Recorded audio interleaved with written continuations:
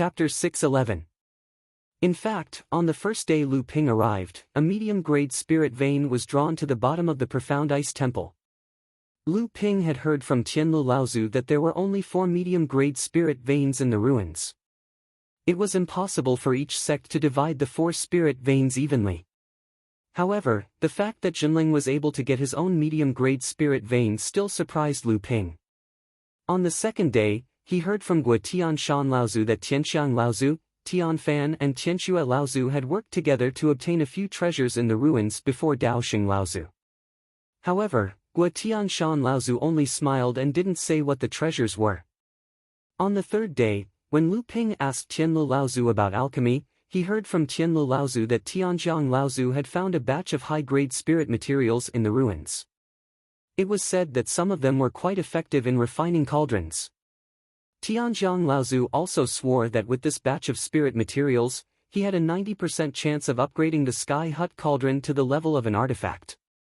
While Tianlu Laozu was commanding the purple crystal bees to collect the spirit flowers in the ruins, a group of purple crystal bees found a spirit herb garden hidden in an extremely secret space. Tianlu Laozu didn't make it public.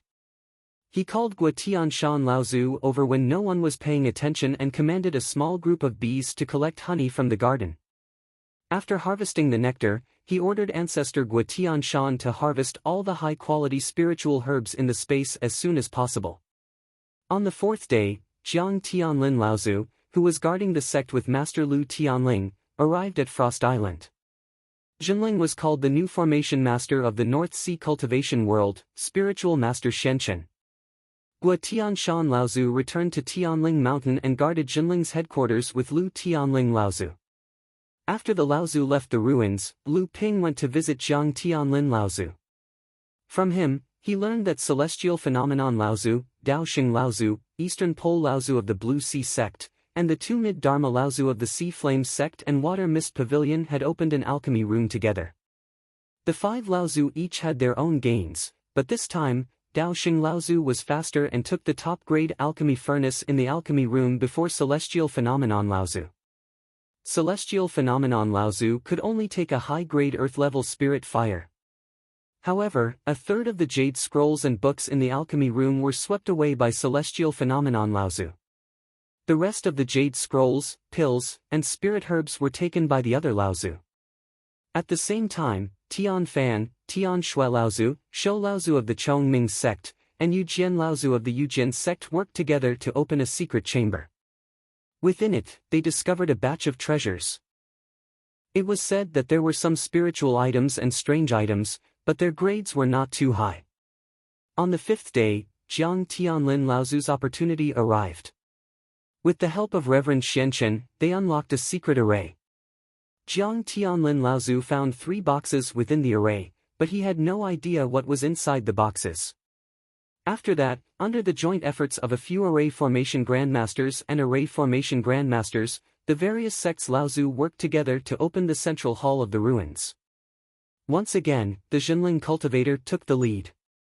6 Laozu cultivators worked together to sweep through 1/3 of the inheritance manuals in the central hall. The remaining portion was divided among the dozens of Laozu cultivators from the other 8 sections. After that, the various sects Laozu cultivators finally discovered 2 destroyed teleportation arrays in the central hall. One of them led to the Fei Ling mountain that had sunk to the bottom of the sea due to the isolation of the forbidden array. As for the other teleportation array, it was highly possible that it led to the Yingtian sect's dojo, which was hidden within a spatial crack. The various sects Laozu cultivators could not think about Fei Ling mountain at the moment. Even if they wanted to, they could only wait until 400 years later, when the forbidden array had weakened and Fei Ling mountain reopened again. Yingtian sect's dojo was different from Fei Ling mountain, which was sealed by the forbidden array. Array formation masters from the various sects gathered together. It was highly possible that they could use the destroyed teleportation array to calculate the location of the hidden Yingtian sect's dojo.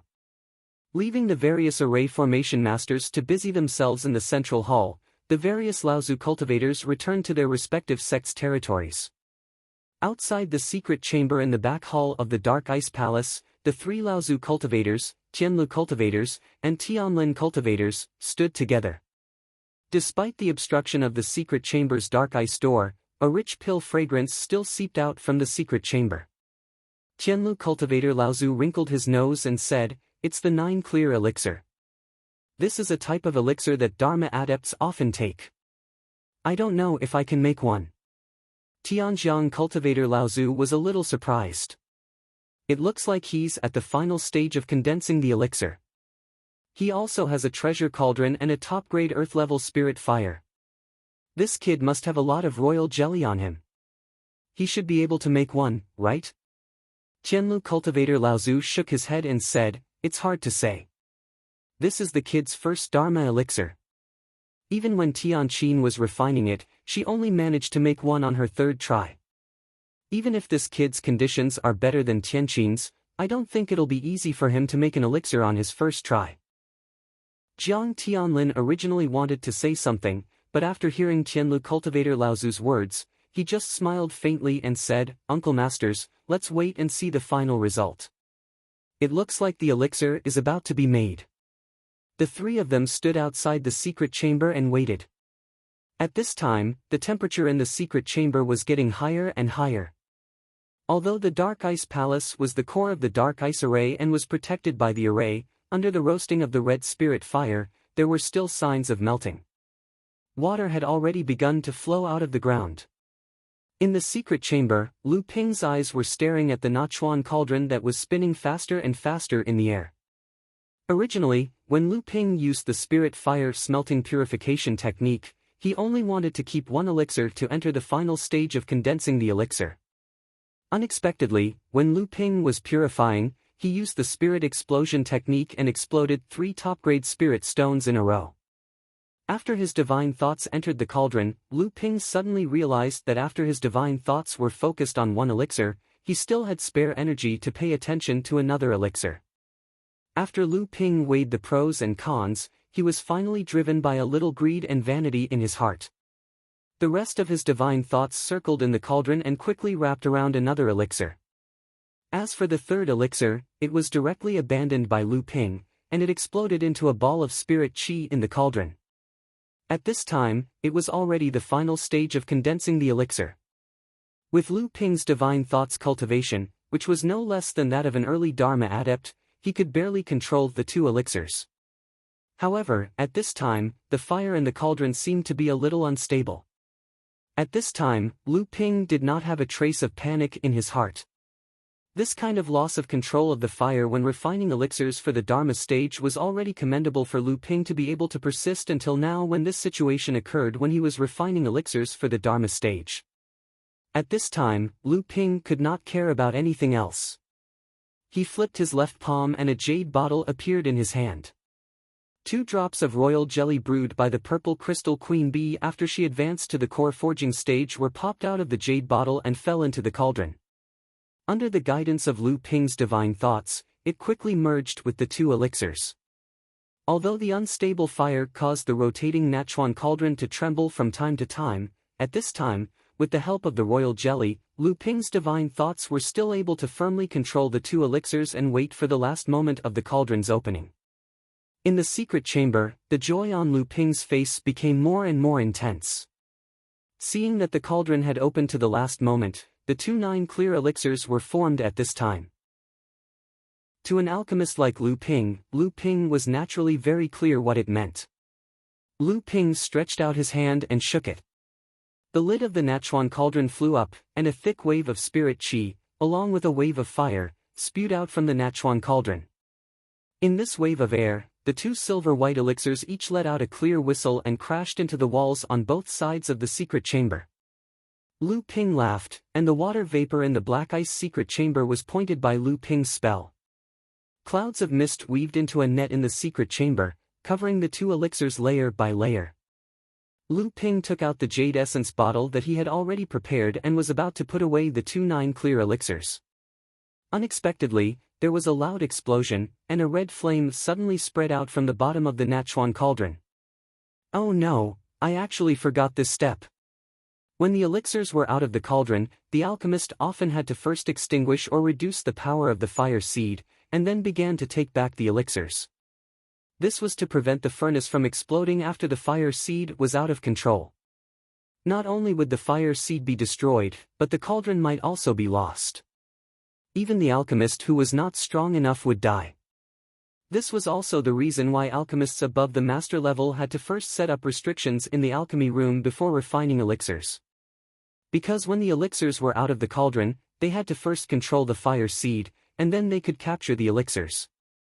Therefore, the restrictions in the alchemy room could always restrict the elixirs that were running everywhere in the alchemy room. However, after Lu Ping concocted 2 Avatar Realm medicinal pellets in one go, he forgot to stop the ignition of the Crimson Spirit Flame. This time, the Crimson Spirit Flame went out of control and was on the verge of exploding. Once the upper-grade Earth-level Red Spirit Flame exploded, even if Lu Ping could avoid it with his current cultivation, and he was not afraid of the quality of the Nachuan Cauldron, but if this Red Spirit Flame was destroyed, it would be enough for Lu Ping to die of heartache. Not to mention that the 2 9 clear elixirs that were about to be put away would probably be burned in the fire forever. At this critical moment, Qianlu Laozu, who was outside the secret room, was experienced. He suddenly shouted, "Not good." Under the surprised gazes of Tianjiang Laozu and Tianlin Laozu, he kicked the door of the secret room, which was covered with the restriction of the Xian ice formation, into pieces of ice. A red flame immediately swept out from the opened door. Qianlu Laozu whispered, "Good guy." Both of his hands formed a fire separation spell, and in an instant, he separated the red spirit flame that was rushing towards him. Then, a series of Jinling's secret fire manipulation spell was used to quickly suppress the red spirit flame.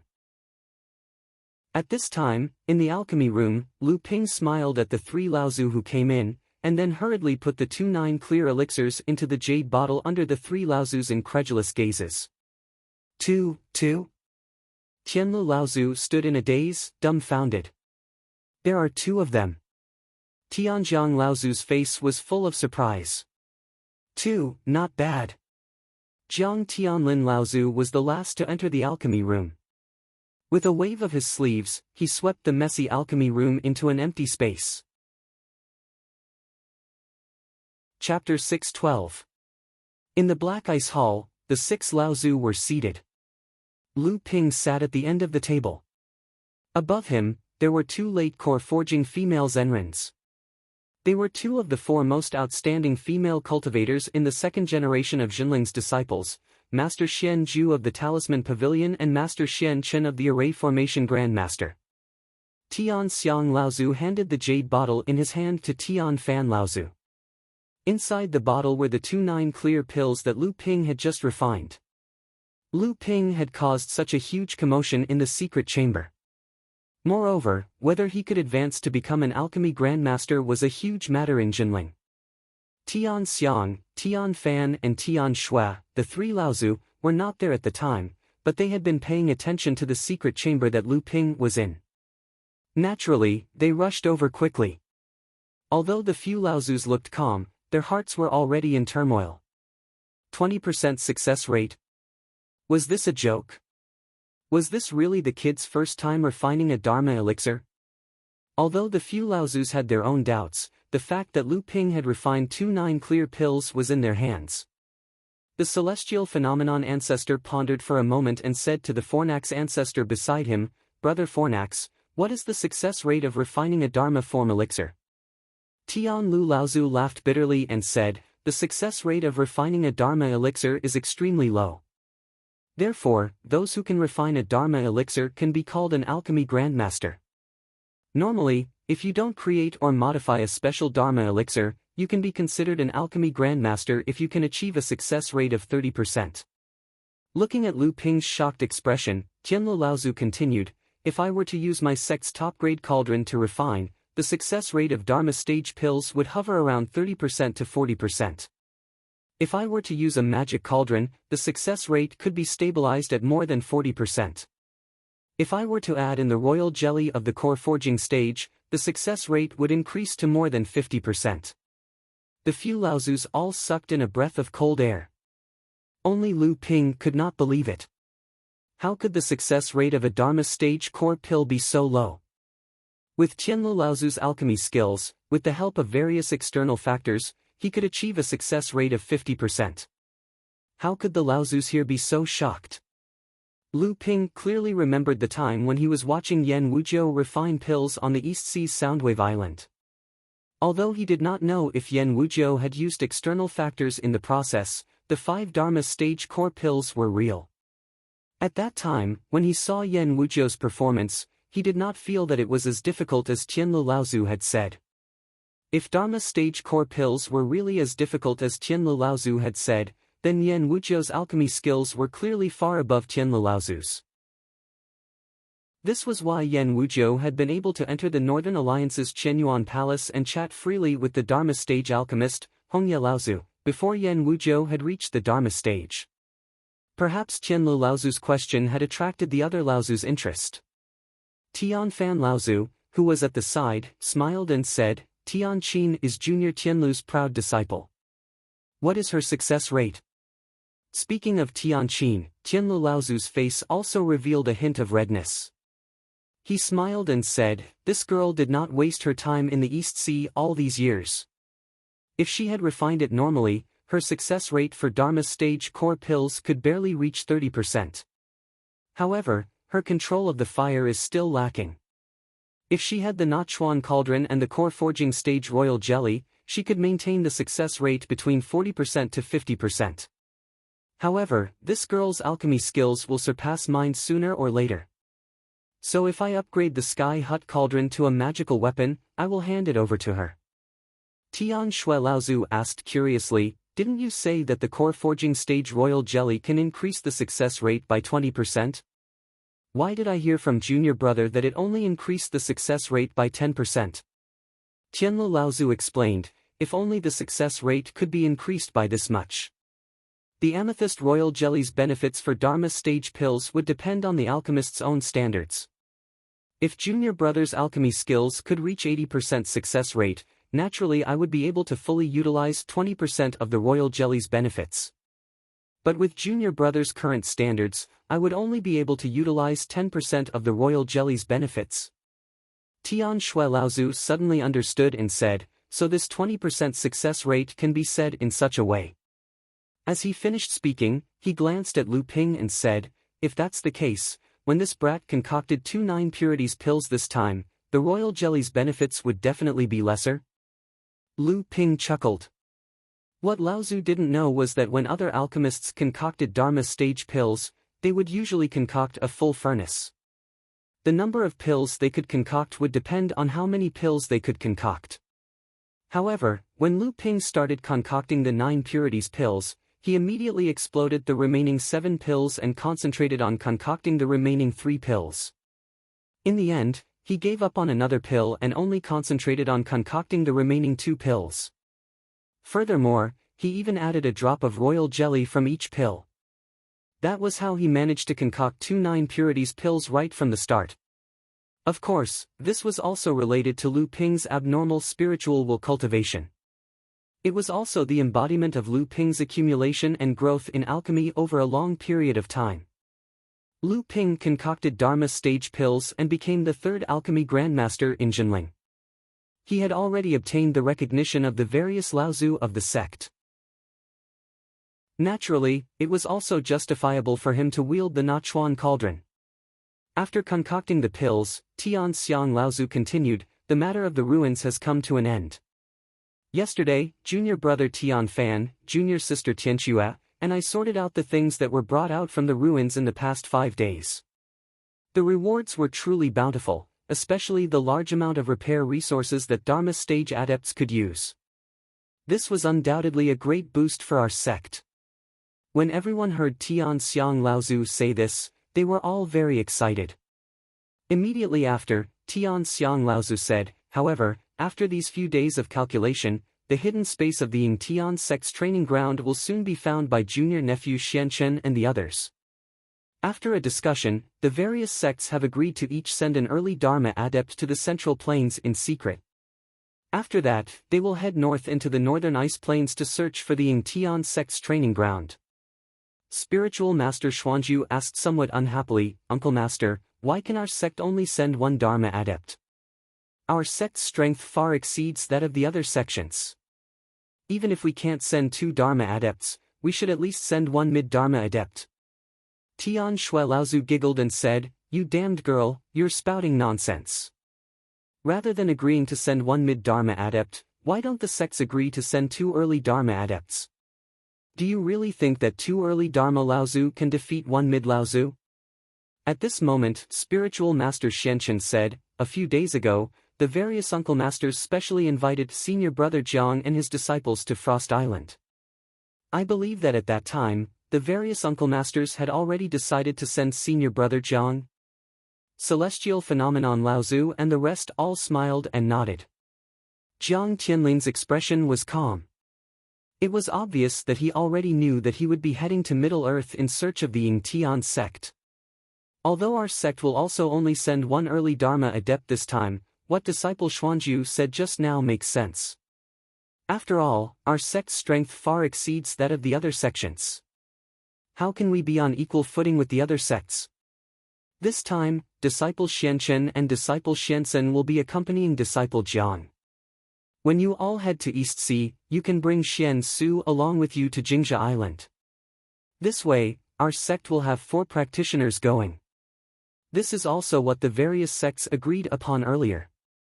Among the 3 late core forging adepts, other than Spiritual Master Xianchen who was at the 8th level, the other 2 were at the 9th level. However, Spiritual Master Xianchen was a master of formations. In terms of exploring, his usefulness was not much lower than that of a Dharma adept. At this moment, Celestial Phenomenon Laozu saw that Lu Ping was sitting below and seemed to want to say something. He smiled and asked, "Little brat, what do you want to say? Could it be that you want to go to Middle-earth as well?" Lu Ping quickly said, "That's right.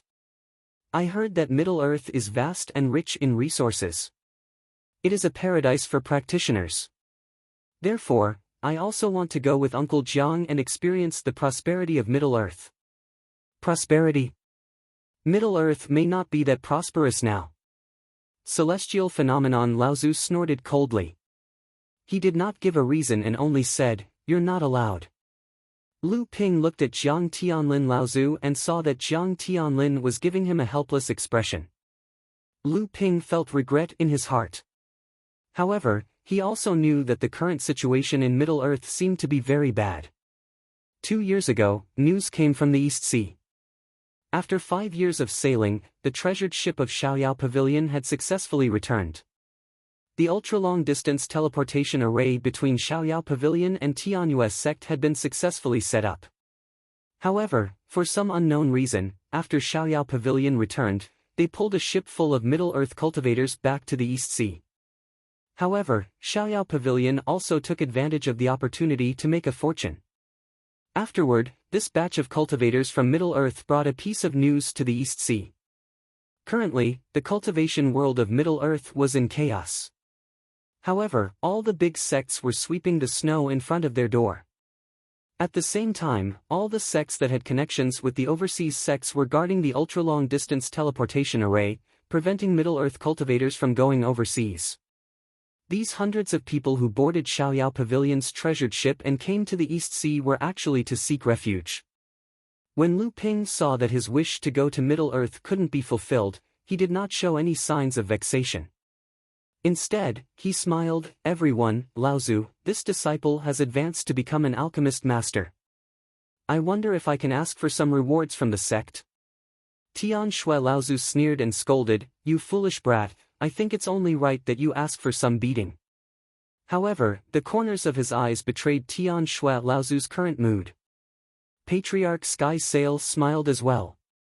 "What benefits do you want now, boy of many treasures? Don't tell me you have your eyes on the treasures in the ancient ruins? Although our sect has obtained quite a lot of benefits, there aren't many that are suitable for you." Lu Ping chuckled, "Disciple doesn't want anything else. I heard that Martial Uncle obtained a batch of heaven and earth oddities from the ancient ruins. I wonder if Disciple can choose a few. Heaven and earth oddities? What use do you have for those things? Oh, you have already advanced to the late stage of core forging. It's normal for you to smelt your dipper chi. However, that only requires water attribute heaven and earth oddities. Why is it that the old man doesn't want to choose one or two? Without waiting for Lu Ping to think of an excuse, Tian Xiang Laozu suddenly spoke, "Give it to him. Let him choose." Tian Xiang Laozu knew of the existence of the Seven Thunder Treasures calabash. He was purposely opening up a path for Lu Ping. Lu Ping hurriedly thanked him. Although Tian Xiang Laozu was somewhat surprised, he didn't say much. It was just a few heaven and earth oddities. Apart from a few that had special effects, the rest were no longer worthy of a Dharma realm cultivator's attention. However, brat, don't you think you should express your gratitude? Tian Xiang Laozu, who previously made Lu Ping feel grateful, was now like an old fox as he smiled at Lu Ping. Chapter 613. Lu Ping looked at Celestial Phenomenon Laozu, who was sitting in the seat of honor. He didn't know why the usually dignified Celestial Phenomenon Laozu would reveal such a cunning side in front of a junior like him. However, since the person with the highest status in the Zhenling sect said such words, Lu Ping naturally couldn't remain silent. Just as Lu Ping was thinking about what to take out, the Laozu in the Profound Ice Temple also looked at him with a smile, as if to test him. Only Daoist Xian Zhu and Daoist Xian Chen were surprised to see Lu Ping. They didn't know why the relationship between the Laozu and Lu Ping was so close. When Lu Ping raised his head, he inadvertently glanced at the Laozu sitting in the seat of honor. The expressions on the Laozu's faces immediately entered Lu Ping's eyes. Lu Ping suddenly understood. He rummaged through his storage ring and took out a purple jade slip, saying, "This disciple thought about it and decided to give this minor forging spirit pill to the sect." However, the refinement process of this minor forging spirit pill is quite complicated. The quality of the spirit grass used is only a grade lower than the real spirit forging pill. However, the effect is only a quarter of the original. If we refine a small amount, it will be fine, but if we refine too much, it will affect our 3,000-year-old spirit grass reserves. When the Laozus saw Lu Ping take out the minor forging spirit pill, their faces were filled with gratification. However, when they heard Lu Ping's explanation, they felt helpless. Lu Ping was now an alchemist grandmaster. Since he said that the gains would not make up for the losses, everyone naturally believed him. Tianlu Laozu said, "Let me see the pill first." Lu Ping handed the recipe to the Fornax Cauldron Ancestor. The Fornax Cauldron Ancestor held the jade scroll in his hand and carefully read the contents with his divine sense. After a long time, he said, "Not bad. If this medicinal pellet is refined, the effect will only be a quarter of the real spirit forging pellet's effect. But the spirit herbs used are worth 3/4 of the real spirit forging pellet. Although the loss outweighs the gain, for our sect, if we can help the disciples who are just a step away from condensing a 7th grade golden core to condense a high-grade golden core, it will be worth it even if we waste the spirit herbs." Tianlu Laozu also looked at the jade slip and said, "Brother Tianlu is right. Among our sect's 9th layer disciples who have yet to condense a golden core, Xian Shu has the highest chance of condensing a 7th grade golden core. However, it will take another 30 years or even longer. If we have the minor forging spirit pill, then we can save a few decades of time." When Lu Ping heard Daoist Xian Shu's name, he felt a burst of displeasure in his heart. However, he was not someone who did not see the bigger picture, so he only felt uncomfortable in his heart. Tianlu Laozu continued, "In addition, I heard that Xian Hua and Xian Sen already have heaven-class spirit items. With this minor forging spirit pill, it will save them 50 years of cultivation time. However, Xian Yan, Xian Su, Xian Zhu, and Xian Chen are all 8th or 9th layer core forging stage cultivators, but compared to Xian Hua and Xian Sen, your accumulations are a level lower. If you want to condense a 7th grade golden core, you will have to put in more effort and have more opportunities." Daoist Xian Zhu's expression was a bit bitter. However, Daoist Xian Chen, whose cultivation was lower than hers, was much calmer. Daoist Xian Chen did not have much hope of breaking through to the Dharma manifestation stage. Daoist Xian Zhu obviously wanted to give it a try, but she herself was not very confident in her cultivation foundation. In fact, Lu Ping wasn't too concerned about the little forging spirit pellets recipe because he had obtained the 100-flower doo-doo from Long Huai in the Fallen Planet. The effect of this medicinal solution was very similar to the life doo-doo, but its effect was twice as strong. If Lu Ping used the 100-flower doo-doo instead of the life doo-doo, and with the inspiration he gained from the half of the spirit forging pellets recipe, it was entirely possible for the new little forging spirit pellet to be half as effective as the real spirit forging pellet. Lu Ping stayed in the profound ice palace for another 2 days before returning to Heaven's Spirit Mountain through the teleportation formation on Frost Island with a slightly depressed expression. Lu Ping originally wanted to take the batch of rare items that Tian Fan Laozu had found in the ruins. However, when Lu Ping excitedly went to the secret room that Tian Fan Laozu had opened in the profound ice palace to store the rare items, something unexpected happened. There were as many as 12 types of heaven and earth treasures in this batch, 17 in total, and Lu Ping recognized most of them. Originally, there were 7 or 8 types of heaven and earth treasures in this batch, but most of them were below mid-grade and low-grade earth rank. Naturally, Lu Ping wouldn't be interested in them. Just as Lu Ping took out the Thunder 7 Treasures calabash from his core space and prepared to swallow the 7 that had yet to be smelted into the calabash, Lu Ping clearly felt a kind of resistance from the Thunder 7 Treasures calabash. Lu Ping looked at the Thunder Gourd in his palm in bewilderment. Once again, he couldn't help but feel that the Thunder Gourd that was once known as the #1 divine artifact in the cultivation world wasn't something that could be easily forged. Lu Ping sighed helplessly. Just as he was about to put away the Thunder 7 Treasures calabash, the Thunder 7 Treasures calabash floated up by itself and took one of the 12 kinds of rare items that Lu Ping did not recognize into the calabash. Then the Thunder calabash began to shake as if it was drunk. Electric sparks constantly emerged from the Thunder calabash. Lu Ping hurriedly put the Thunder calabash into his core space and used his own Jin Yuan to help the Thunder calabash smelt the ice attribute rare item. Looking at the remaining 11 types of mystical items, Lu Ping thought for a moment. Since Tian Myriad Ancestor had already said that he could choose freely, he picked an ice elemental mystical item for Lu Linger, 3 water elemental mystical items for Lu Hai and Lu Dagui, 1 wind elemental mystical item for Lu Bai, and 2 earth elemental mystical items for Debao. Looking at the remaining 9 kinds of rare items, Lu Ping chose a wood attribute rare item from them.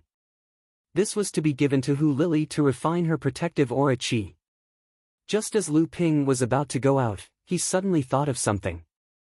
He turned around and took the only mid-grade Earth Step Wind attribute rare item from the 9 Heaven and Earth Spirit items. This was prepared for Lu Bai to advance to the middle stage core forging realm in the future. Lu Linger already had the mid-grade Earth Step Ice attribute rare item from Ao Wushuang. Lu Hai had 3 Azure Billow Water. Although it was only low-grade Earth Step, the 3 were fused well. It was not much worse than fusing a mid-grade Earth Step Spirit Water of Heaven and Earth. Since he had already taken it, it was still the same to take 1 or 2. Why not take all of them? Debao already had 2 high-grade Earth Step Black Jade Stone. Only the Spirit Water of Heaven and Earth needed for Lu Dagui to advance to the middle stage core forging realm in the future. Lu Ping looked at the remaining few rare items. Coincidentally, there was a low-grade Earth Step Black Jade Stone. Although this kind of spirit water was not too special, it was still rare in the cultivation world. Dagui's aptitude was only above average, but it was solid. When he advanced to the middle stage core forging realm, it would not be too difficult for him to refine a low-grade Earth Step spirit item. Moreover, he had mastered more than half of the spirit forging pills recipe, and he had improved the minor spirit forging pill in hand. Dagui would have no difficulty refining a low-grade Earth Step spirit item. After returning to Jinling, the first thing Lu Ping did was naturally to go to Chonghua Palace to congratulate his teacher for taking the position of the first sect master of Jinling. In Chonghua Palace, when Lu Ping saw his teacher, Lu Tianling Laozu was in the middle of a discussion with Li Xuanru. After becoming the sect master of Jinling, Lu Tianling Laozu's temperament became more and more dignified, and his aura also became more and more vigorous. The dignified bearing of the sect master of the #1 sect in the North Sea had already begun to take shape. When Lu Tianling Laozu saw Lu Ping coming in to greet him, he said, "I heard that you've become famous again this time, and you actually stepped on Zhang Xi's shoulders." Lu Ping looked at his teacher's expression that seemed like a smile that wasn't a smile, and couldn't figure out what his teacher was thinking, so he looked towards his second senior sister, Li Xuanru. When Lu Tianling Laozu saw Lu Ping looking around, he scolded him in annoyance, "Don't think about it anymore. You killed Shui Wuhuan until her body and soul were completely destroyed, and you're on par with Zhang Xi. Right now, your title of Water Sword Immortal is even greater than many late-stage core forging cultivators who have cultivated for hundreds of years. Aren't you afraid that the beam that stands out will be the first to rot? Who knows how many cultivators from the various sects in the North Sea want to kill you?" Lu Ping chuckled, "You're right, teacher. However, if it's a face-to-face competition, as long as it's not Laozus who are bored enough to make a move on me, I'm not afraid of other people. However, if they want to use underhanded methods, such as ambushing, besieging, or assassinating me, I can't guarantee it." Lu Tianling Laozu sneered and threw a token to Lu Ping. He said, "At least you have some self-awareness. This token is the token to open the Jade Cave Paradise, the inheritance land of our sect, which is second only to the True Spirit Paradise. Seeing that you've broken through to the late-stage core forging stage, it seems that you haven't had the time to refine the 7th layer of protective aura. Go inside and see if you can find a suitable water attribute item. Also, there is a spirit-nurturing artifact in the Jade Cave Paradise that your Grandmaster left behind after he passed away. I wasn't able to inherit it back then. Although your senior sister's cultivation has reached the required level, she doesn't have the strength to retrieve that artifact. Go take a look, don't let your Grandmaster's artifact be covered in dust." Lu Ping solemnly received the token from his teacher. After thanking him, he hesitated for a moment before saying, "Teacher, our sect needs the consent of the 3 Laozus to open the inheritance land. Right now, Martial Uncle Tian Qin is guarding Huangli Island, Martial Uncle Tian Kong is at Universe Island, and the others are at Frost Island. Only Martial Uncle Gua is on the mountain, so I can't enter the Jade Cave Paradise now." Second senior sister, Reverend Li Xianru, smiled and said, "Junior brother, you've forgotten again. Teacher is now the sect master of our sect. Except for the Jinling Paradise, which is related to the foundation of our sect and requires the consent of all the Laozus to open, teacher can decide all the other inheritance lands or grottos." Lu Ping hurriedly slapped his forehead and said, "I forgot about that." However, he was secretly happy. It seemed that teacher did have a lot of power as the sect master. As a disciple, he was the first to enjoy the benefits. It seemed that he would have to follow teacher's path in the future. Chapter 614. The Jade Cave Grotto Heaven was located at the back of True Spirit Mountain, right next to the peak of True Spirit Mountain. As for the most important land of inheritance in Jinling, the True Spirit Grotto Heaven was naturally located at the peak of True Spirit Mountain.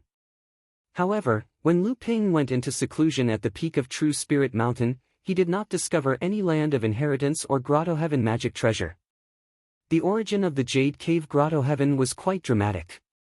It was said that the Jade Cave Grotto Heaven was created by Tai Shan Laozu, the only person in Jinling's history who had attained true spirit 6,000 years ago.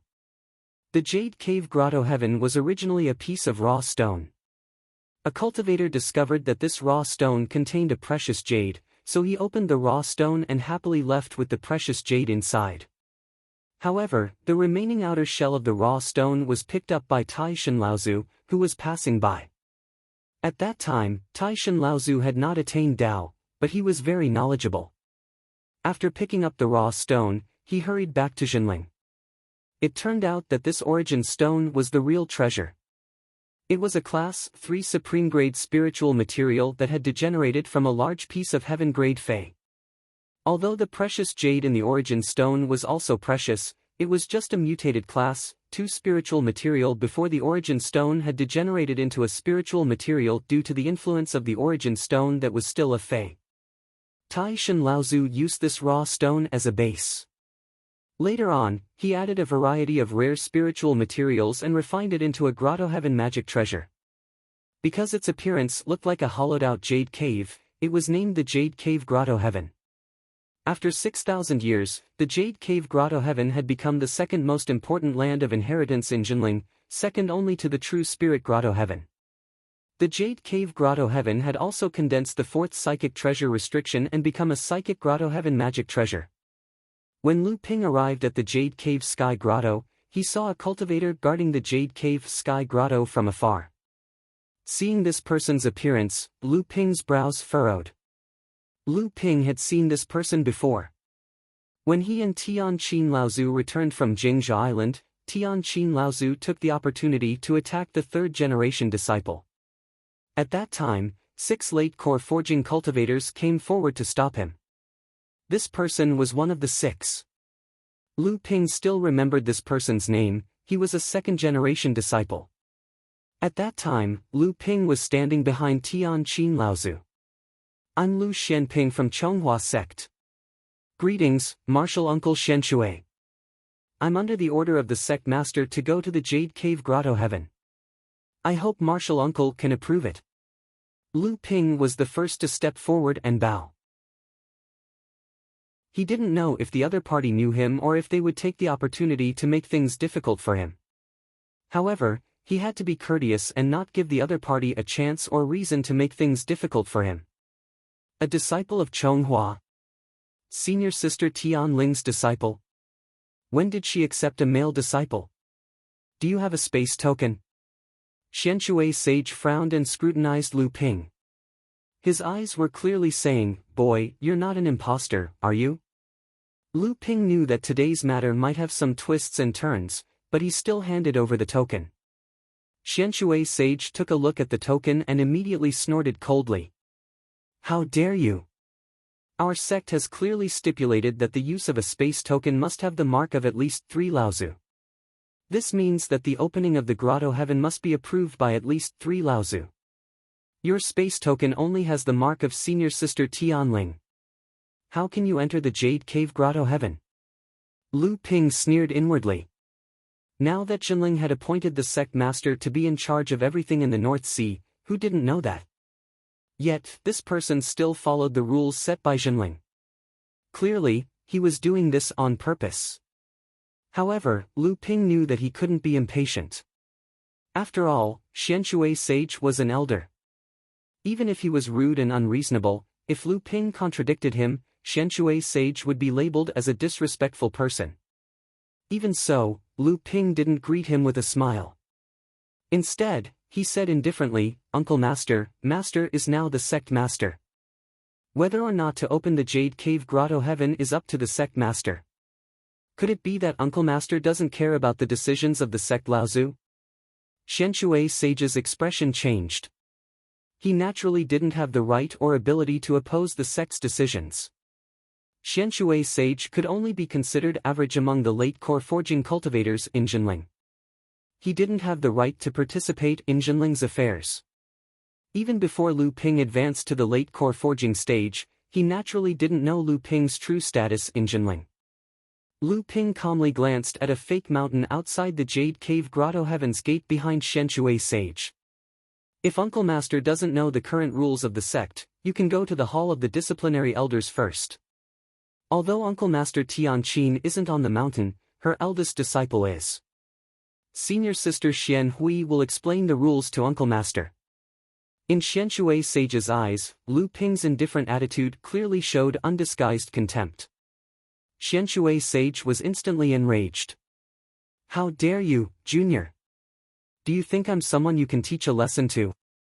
Today, I'll teach you a lesson on behalf of Senior Sister Tianling. I'll let you know the meaning of seniority. As soon as Xianshui Sage finished speaking, Xianshui Sage grabbed the mist chi surrounding Tianling Mountain and turned it into a giant white hand. It slammed down on Lu Ping's head. Lu Ping could tell at a glance that Xianshui Sage also cultivated a water attribute cultivation method. The giant hand was still made of mist chi, not water. It was clear that Xianshui Sage hadn't used his full strength. However, Xianshui Sage was only at the 8th stage of core forging. Even if he used his full strength, how could he deal with the current Lu Ping? However, Lu Ping was also very uncomfortable. He really wanted to give this uncle master a good beating and let him know who was in charge of Jinling now. But he knew that if he really did that, it would bring trouble to his teacher. It might even give scoundrels in the sect an excuse to attack his teacher. Although these little tricks wouldn't be able to shake his teacher's position in the sect, Jinling's rise wasn't just driven by the top cultivators, but also by the collective efforts of a large number of low-level cultivators. If some scoundrels were to confuse them and cause chaos among the low-level cultivators in Jinling, it would ultimately affect Jinling's grand plan. The white cloud hand had just reached the top of Lu Ping's head when Lu Ping casually waved his sleeves and activated the art of moving clouds and summoning rain. The white cloud hand immediately vanished into thin air. Xianshui Sage was stunned for a moment, then his face turned red as if he had been greatly provoked. He pointed at Lu Ping and said, "Good, evil creature, you still dare to fight back?" Lu Ping's scattered luck aura condensed again. At the same time, more luck aura from a few thousand feet around him gathered, turning into clouds and water. Once again, the luck aura condensed into a giant hand and slapped down at Lu Ping. This time, Xianshui Sage was more or less serious. Lu Ping had just casually broken his spell, causing this second-generation disciple to feel as if he had suffered a great humiliation. This time, he really couldn't find a way out. Lu Ping looked at the giant sailor that was reaching for him and sighed helplessly. This time, he finally raised his hands, but in the end, he only made a simple hand seal and flicked his hands outwards. The sailor immediately collapsed. This time, Lu Ping used the art of water manipulation. "You!" Xian Shui Jinren pointed a finger at Lu Ping. Looking at Lu Ping's solemn expression, he suddenly remembered that not only was he the one who launched the first two attacks, but Lu Ping was also the one who neutralized the attacks without retaliating. Xian Shui Jinren hesitated for a moment before he blurted out, "Impudent." "Impudent? What a joke, do you think I'll just stand there and let you do whatever you want?" Lu Ping's face was expressionless. He only looked at Xianshui Sage and let him attack again. Xianshui Sage was able to push his cultivation to the 8th layer of the core forging realm. At this time, he naturally knew that he was being used as a tool. However, he was now riding a tiger and couldn't back down. In the future, if word got out that he, a second-generation disciple with a cultivation of the 8th layer of the core forging realm, couldn't do anything to a third-generation disciple, how would he have the face to face Jinling? The corner of Xianshui Sage's eyes twitched. He opened his mouth and spat out a blue pearl. At the same time, a kettle jumped out from his core space. The kettle tilted downwards, and a clear stream of water flowed down from the spout. When the water reached the ground, it didn't splash. Instead, it seemed to pour into an invisible mold. As the water rose, it gradually formed a pair of large feet, then a pair of hairy thighs, and finally a huge head. Lu Ping's eyes narrowed. This was actually a 3-foot water ape. Xianshui Sage slapped the blue pearl directly into the water ape's heart. The huge water ape roared at the sky, its 2 huge forelimbs beating its sturdy chest. Then, as Xianshui Sage pointed at Lu Ping, the water ape's watery eyes suddenly shot out a sparkling light towards Lu Ping. There seemed to be a hint of fierceness in the light. Mystical ape water manipulation. This Xianshui sage had actually practiced the first true technique of Jinling, the mystical ape water manipulation. Celestial Elephant Laozu had practiced this technique. When Celestial Elephant Laozu had passed the mid-dharma stage, the power of the mystical ape water manipulation was still vivid in Lu Ping's mind. The water ape leaped towards Lu Ping. Lu Ping suddenly felt as if all the water vapor around him had been controlled, no longer listening to Lu Ping's commands. The mystical ape water manipulation was indeed worthy of its name. Its control over water had indeed reached an extremely high level. However, to control all the water vapor in the area of combat, it also depended on who was using the mystical ape water manipulation. For a moment, Lu Ping's competitive spirit was aroused. Since the mystical ape water manipulation was known as the first true technique of Jinling, how would the mysterious North Sea wave listening technique that he had practiced compare to it? Of the 12 orthodox techniques of the North Sea, Lu Ping merely used the mystical ape water manipulation. Under Xian Shui's sage's incredulous gaze, the water vapor that had been confined in the surroundings immediately broke free from the water ape's control and slowly gathered in front of Lu Ping. A small, strange dragon with 4 legs, fish whiskers, fish tail, deer antlers, and ox ears was at first only the length of a thin rope, but gradually grew to a length of 3 feet and a width of 3 feet. The strange dragon let out a long, provocative cry towards the water ape and flew towards it. Chapter 6:15. Just as the flood dragon was about to collide with the water ape, it suddenly turned around in midair and swung its tail. Paw! The water ape's waist was whipped by the flood dragon's tail, causing water to splash everywhere. The water ape roared and swiped its claws forward. The water flood dragon tried its best to dodge, but was still caught by one of its claws and half of its tail was torn off. Lu Ping frowned. He didn't expect Xian Shui Immortal's water ape to be so solid. Its power was obviously greater than the water flood dragon formed by Lu Ping's water manipulation incantation. But when he saw the blue light flashing in the water ape's chest, realization dawned on him. Lu Ping formed a hand seal and flicked his fingers. The golden scale sword turned into a golden light and shot into the water ape's body.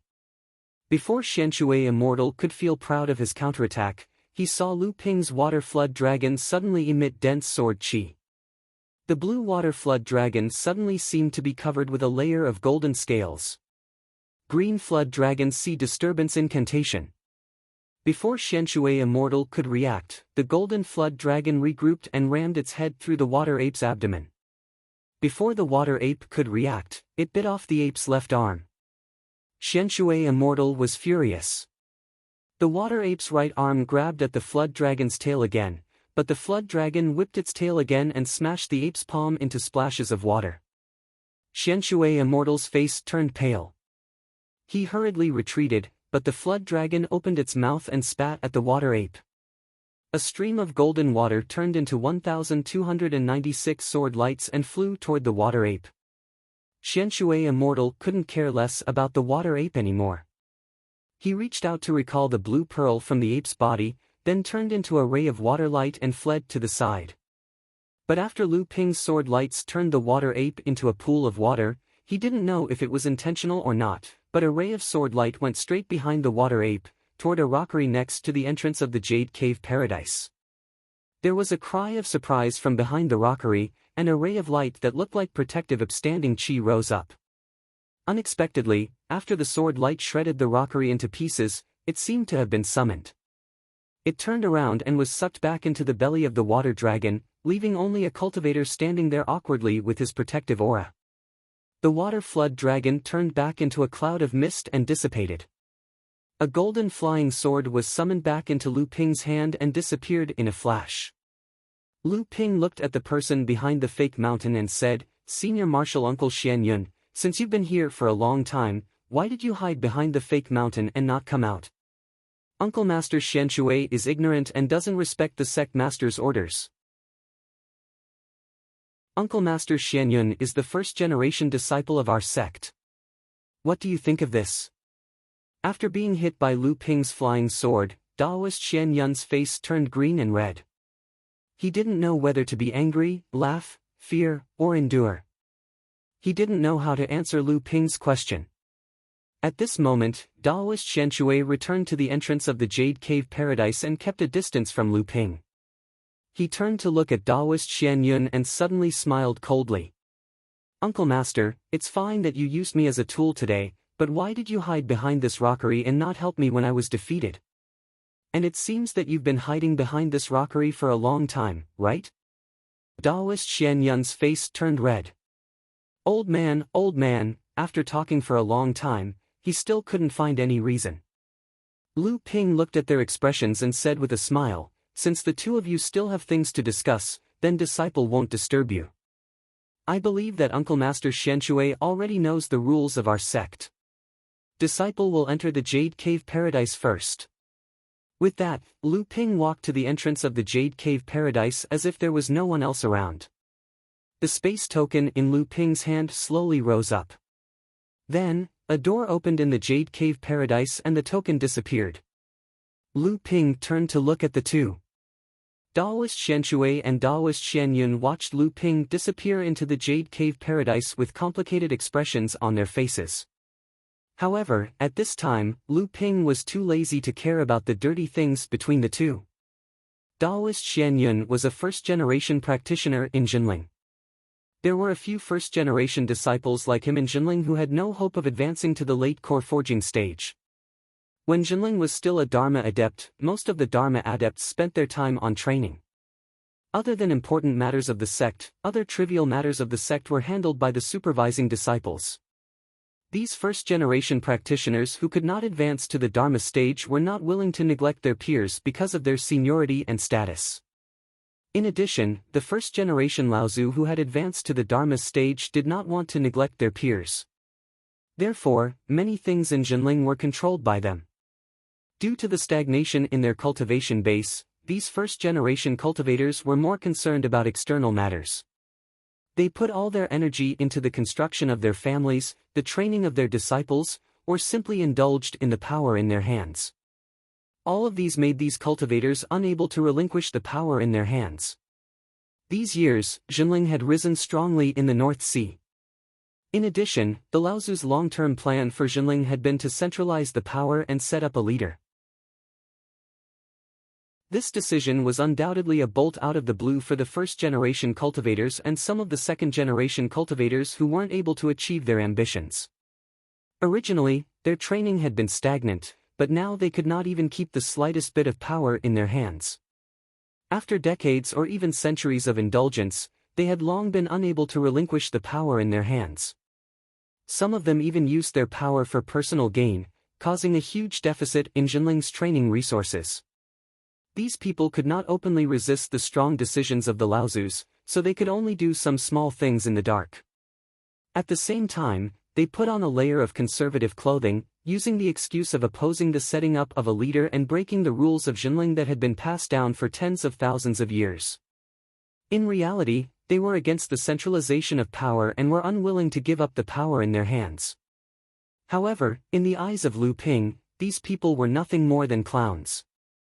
In the face of absolute power, what these practitioners did was nothing more than a mantis trying to stop a chariot. The reason why Master had not made a move until now was because he was worried about the first-generation Laozu's old friendship.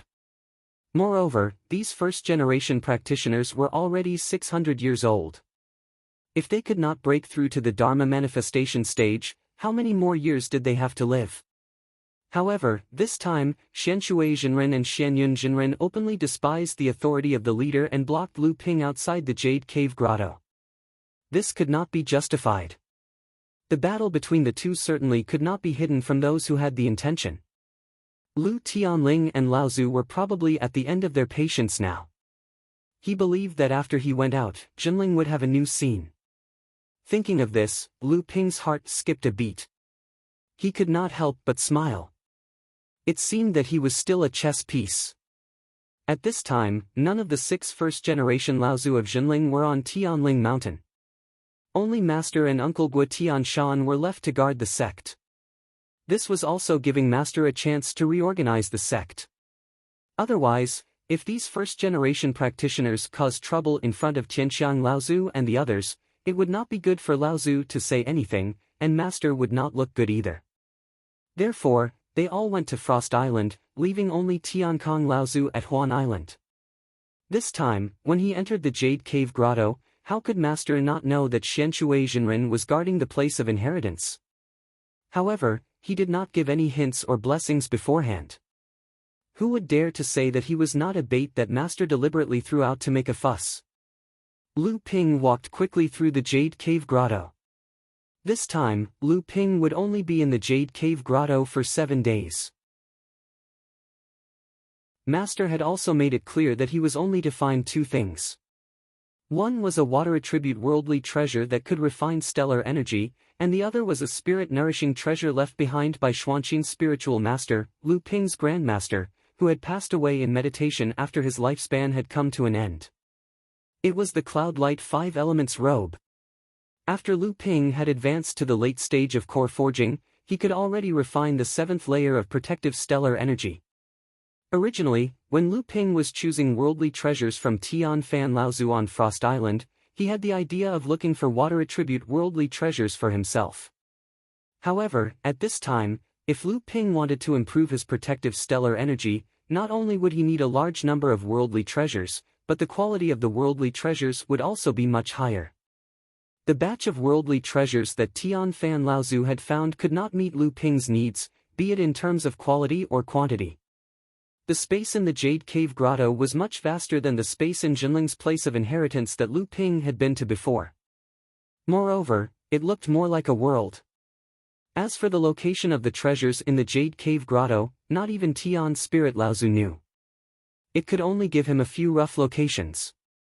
However, Tian's spirit Laozu knew the location of the Cloudlight 5 elemental robe. Lu Ping thought about it. Finding a worldly treasure depended on luck. Moreover, even if he found it, it might not be useful. So, he went to see if the Cloudlight 5 elemental robe was still there. In a hidden corner of the Jade Cave Grotto, Lu Ping's eyes flashed with blue light. Then, his hands formed several hand seals that Lu Tianling Laozu had passed down to him. A wave of true energy surged into the hand seals, and a spiritual aura flashed in the corner. The scenery in front of him was like a cracked painting, revealing a cave behind it. However, before Lu Ping could enter the cave, a five-colored cloud had already floated out of the cave and fled into the distance. Once a treasure reached the level of a spirit-connected treasure, it would have a certain amount of spirituality. It could help the cultivator unleash the treasure's greatest power. Once a treasure reached the level of a spirit-nurturing treasure, it would have some spiritual judgment and would know how to seek advantages and avoid disadvantages. The Cloudlight 5 elemental robe was Sage Xian Xian's proudest spirit-nurturing treasure. There were 8 enchantments inside it. In order to refine this treasure, Sage Xian Xian had wasted a lot of time cultivating. In the end, he was only able to condense a 5th-grade golden core. He was unable to advance to the Dharma phase and could only die with regret. How could Lu Ping let go of a treasure that was already in his possession? Just as the 5-colored cloud flew out of the cave, a 9th-grade white jade flower suddenly bloomed in Lu Ping's hand. A white light shot out from the flower and froze the 5-colored cloud in midair. However, the Cloudlight 5 elemental robe was a spirit-nurturing treasure. Even though the 9th-grade white jade lotus was of high quality and was one of Lu Ping's personal treasures, it could only temporarily freeze the 5-colored cloud for a moment. However, that moment was enough. After the 5-colored cloud broke free from the 9th-grade white jade lotus, Lu Ping clasped his hands together. Countless watery lights and clouds gathered, wrapping the 5-colored cloud into a huge cloud ball. Then, the cloud ball slowly shrank until it was in Lu Ping's hand. Chapter 6:16. Lu Ping frowned as he looked at the Cloudlight 5 elements robe, which was wrapped in countless clouds. The reason why a spirit-nurturing treasure was called a spirit-nurturing treasure was because it recognized its master. If a cultivator couldn't obtain the recognition of a spirit-nurturing treasure, then no matter how high their cultivation base was, they wouldn't be able to display the treasure's full power. Of course, this was under the condition that the spirit-nurturing treasure was ownerless. If it was like the celestial phenomenon Laozu had given Lu Ping the boat, then there was no need to go through the process of recognizing a master. Although the Cloudlight 5 elements robe was known as the 5 elements, when Taoist master Xian Xian crafted it, he had used water-attributed true essence as the foundation of the treasure. Otherwise, Lu Ping wouldn't have had the qualifications to make the treasure recognize him as its master. A treasure with 8 restrictions was in his hand. If it couldn't recognize him as its master at the last step, then Lu Ping would have suffered a great loss. Lu Ping looked at the treasure in his hand and couldn't help but hesitate. However, when he thought about how even his teacher couldn't obtain the Cloudlight 5 elements robe's recognition, he felt relieved. If I don't, then I'm doomed. Lu Ping's hand suddenly emitted a rich bluish-purple light. The light quickly soaked into the cloud ball, dyeing it the same bluish-purple color. When Lu Ping observed celestial phenomenon Laozu's tribulation, he had gone through life and death to subdue a strand of pure yang qi that contained the pure yang fire of the thunder tribulation. After this strand of pure yang qi fused with Lu Ping's true essence, Lu Ping's blue true essence was gradually dyed with a trace of purple. After Lu Ping advanced to the late core forging realm, the trace of purple in his true essence greatly increased, causing Lu Ping's true essence to completely turn bluish-purple. However, other than feeling that the true essence in his body was more vigorous than before, Lu Ping did not realize how much benefit the pure yang qi had brought him. At this moment, a dazzling five-colored light suddenly burst out from the bluish-purple cloud ball. Lu Ping was shocked at first, but then he was overjoyed. The five-colored cloud-light robe actually recognized him as its master so easily. Could this be the effect of the pure yang qi? Lu Ping suspiciously dispersed the outer cloud ball, and a five-colored cloud light appeared in Lu Ping's palm. However, compared to the inexplicable pure yang purple qi, Lu Ping was more willing to believe in the North Sea wave listening mantra that he cultivated and condensed unparalleled true essence. The true essence in Lu Ping's hand did not stop flowing out, and a steady stream of bluish-purple true essence poured into the palm-sized five-colored cloud ball. After all, it was a spirit-nurturing grade magic weapon, and its quality was even higher than the ocean-crossing boat. If it was an ordinary late-core forging cultivator, in a situation where the magic weapon recognized him as its master, he feared that he would not be able to completely activate the magic weapon without a day's worth of effort. However, Lu Ping only stood at the cave entrance for less than an hour. The five-colored cloud ball in Lu Ping's palm suddenly expanded, and then it surrounded the upper half of Lu Ping's body. When the five-colored cloud dissipated, Lu Ping's body was already covered in a simple blue gown. The multicolored cloud robe was not only a powerful defensive magic weapon, but it also had the dual effects of flight and concealment.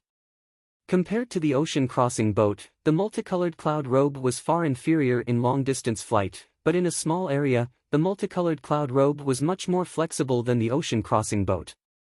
Compared to Lu Ping's mysterious stone armor, the multicolored cloud robe could not perfectly conceal Lu Ping's aura like the stone armor, but it could hide Lu Ping's figure in the void without being seen by other cultivators. If the two could be combined, Lu Ping did not know who under the transcendent stage would be able to see through Lu Ping's concealment. Of course, the multicolored cloud robe was first and foremost a defensive magic weapon.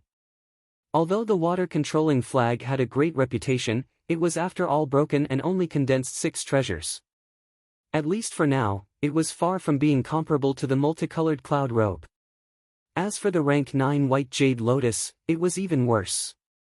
As Lu Ping's magic weapon, the rank 9 white jade lotus had condensed 5 treasures, and it was only a spirit-level magic weapon. At the same time, it was also the life gentian formation. However, the rank 9 white jade lotus's quality was still there, and there was still room for improvement in the future. The multicolored cloud robe could condense 8 treasures, and it had already reached the limit of its growth. Although Lu Ping, who had obtained the multicolored cloud robe, had activated this spirit-nurturing magic weapon, but to really be proficient in using it, Lu Ping still needed to spend a long time to cultivate it. Lu Ping's mind moved, and the multicolored cloud robe was kept into the core space by Lu Ping.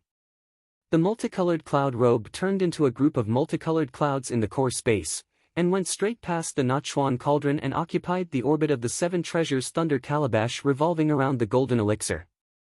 The 7 treasures thunder calabash and the 7 treasures thunder calabash revolved around the golden elixir. When the multicolored cloud robe descended, the mouth of the 7 treasures thunder calabash suddenly spat out a group of thunder light. Perhaps it felt that the power of the multicolored cloud robe was great. The 7 treasures thunder calabash hesitated for a moment, and then the thunder light disappeared into the mouth of the calabash. At this time, Lu Ping had already strode towards the nearest of the few places that the teacher had provided to store the water attribute strange objects.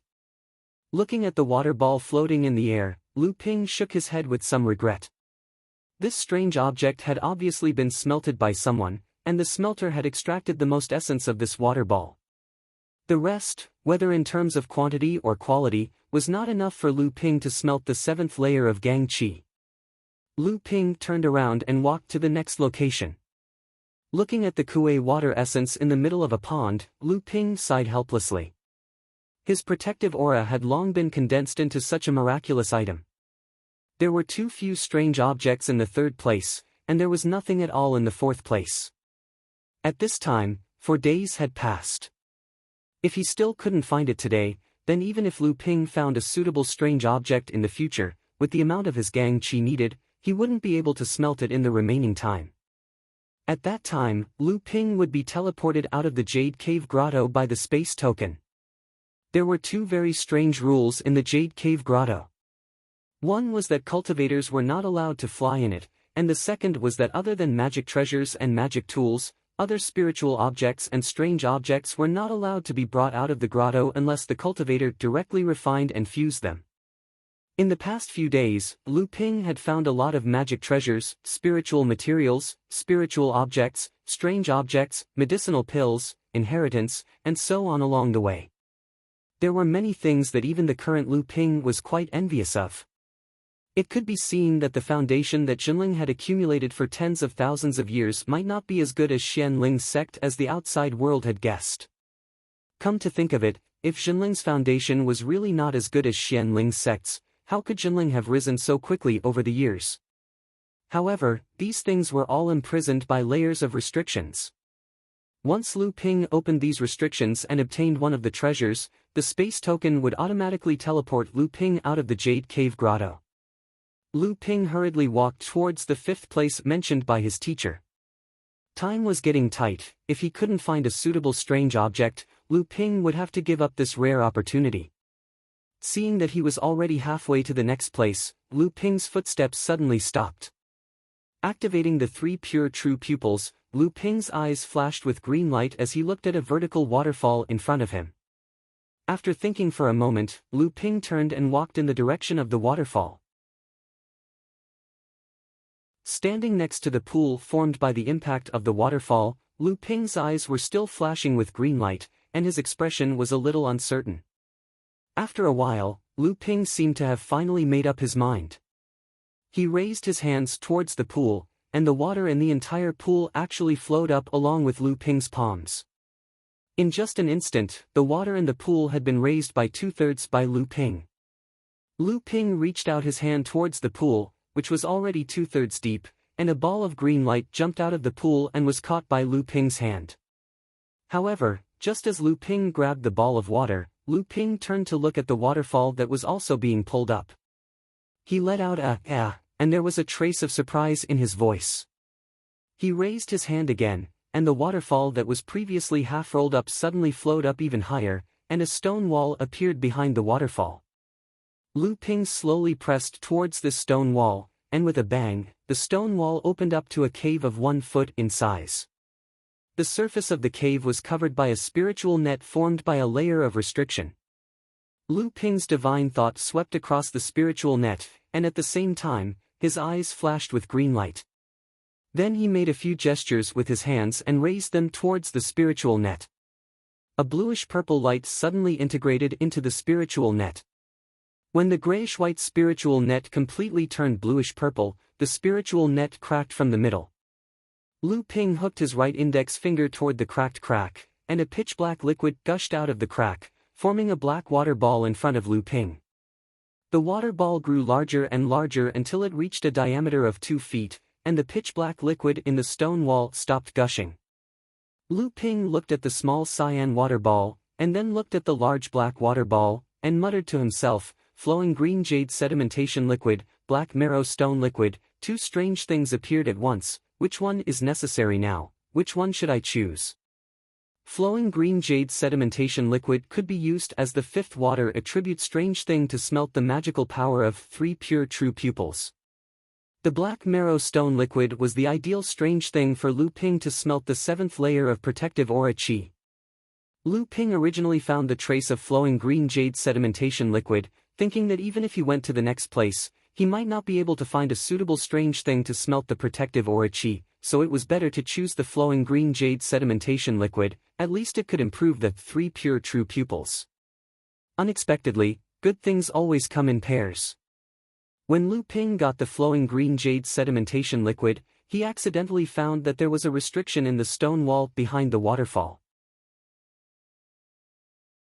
He did not expect that after opening the restriction, he would get the flowing green jade sedimentation liquid, which was known as stone water, and it was a water attribute strange thing that could be used to smelt the 7th layer of protective aura chi.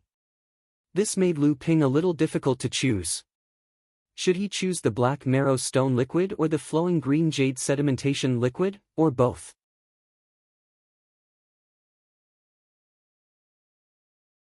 Chapter 617. Lu Ping wanted to choose both, but no matter which one Lu Ping fused with first, Lu Ping would be teleported out by the space token after the fusion, so he naturally wouldn't have a chance to fuse with the other one. Fuse together? This was a good idea, but if the two were to be fused at the same time, not to mention that there might be mistakes in the middle, even if everything went well, it would be impossible to fuse the two completely in 3 days. At that time, when the space token opened, he would still fall short of success. After weighing the pros and cons for a long time, Lu Ping finally put the flowing green jade sedimentation liquid back into the pool, and began to concentrate on smelting the liquid of the black essence stone. 3 days was actually only enough for Lu Ping to barely liquefy the black essence stone into his protective aura.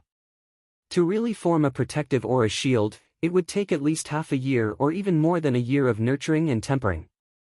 The 9th rank white jade lotus bloomed under Lu Ping's feet, and layers of protective aura shield also bloomed around Lu Ping's body at the same time as the lotus bloomed.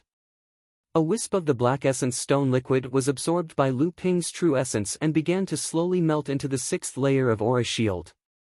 Before he could carefully polish it, he also absorbed the 2nd wisp of black essence liquid. Unexpectedly, at this time, the 7 treasure thunder calabash in the core space began to jump rapidly again, wanting to rush out of the core space. Obviously, it also wanted to swallow the black essence liquid. Lu Ping had already begun to absorb and refine the black essence liquid, so he naturally wouldn't let the 7 treasure thunder calabash come out at this time to make trouble. The surface of the golden core suddenly shone with a golden light, and the white jade lotus under the golden core shot out a white light, firmly locking the 7 treasure thunder calabash in the core space. Lu Ping didn't have time to think about the difference between the black marrow stone liquid and ordinary mystical items, and why it would attract the Thunder God's interest. All he could do was speed up the process of refining the black marrow stone liquid into his protective aura. When the black marrow stone in the protective aura reached its saturation state, Lu Ping finally stopped. At this time, the black marrow stone in front of him was only half a foot in size. It was far from enough for Lu Ping to feed the Thunder Gourd. Lu Ping took out a jade bottle from his storage ring and put the rest of the black marrow fluid into it. A spatial door suddenly appeared above Lu Ping, and Lu Ping felt his body lighten. When he reappeared, he was already at the entrance of the Jade Cave Paradise. Lu Ping stared blankly at the person in front of him. He couldn't help but sigh at how fast his teacher was. Martial Uncle Xianchen, why did you come here to guard the entrance to the Grotto Heaven? And you've already advanced to the late stage of the core forging realm? Your disciple wishes to congratulate you. The person in front of him was Spiritual Master Xianchen, who had come to fight with Xian Shang, Xian Lei, Xian Xing, Xian Zhou, and the others when Lu Ping was at Heaven Spirit Mountain. Although Spiritual Master Xianchen was a second-generation disciple, he was only about the same age as Xian Tian and Xian Hui. He was also Tian Kong Laozu's last disciple. Usually, he didn't put on the airs of an elder and could play with many third-generation disciples. Now, he had advanced to the late stage of core forging. When Spiritual Master Xianchen saw that it was Lu Ping, he smiled and said, "So it's you, kid. I was wondering who had the guts to fight with the guards at the entrance of the Jade Cave Paradise and beat an 8th-level core forging second-generation disciple into such a sorry state." Lu Ping smiled bitterly and said, "Martial Uncle, is this disciple a troublemaker for the sect?" Spiritual Master Xianchen smiled and said, "You think the trouble you caused is small? I heard that this time, you killed Shui Wuhuan on Frost Island and fought to a draw with Zhang Shi."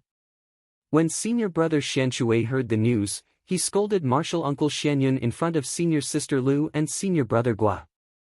That scene made the first-generation cultivators of the sect miserable.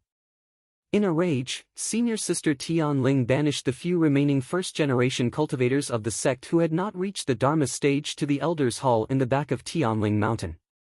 Lu Ping said helplessly that martial uncle Xianshui was too easily fooled. He became someone else's tool for no reason. Who can he blame? Spiritual Master Xianchen said, "Who can't see this? But senior sister Tianling should have done this a long time ago. Our sect is thriving now, and those stubborn old people have long lost the motivation to cultivate. Now, they are just waiting to die. They occupy the latrine but don't shit. They even covet the sect's cultivation resources to benefit their own disciples. Now, let them vacate their positions and give it to someone with ability.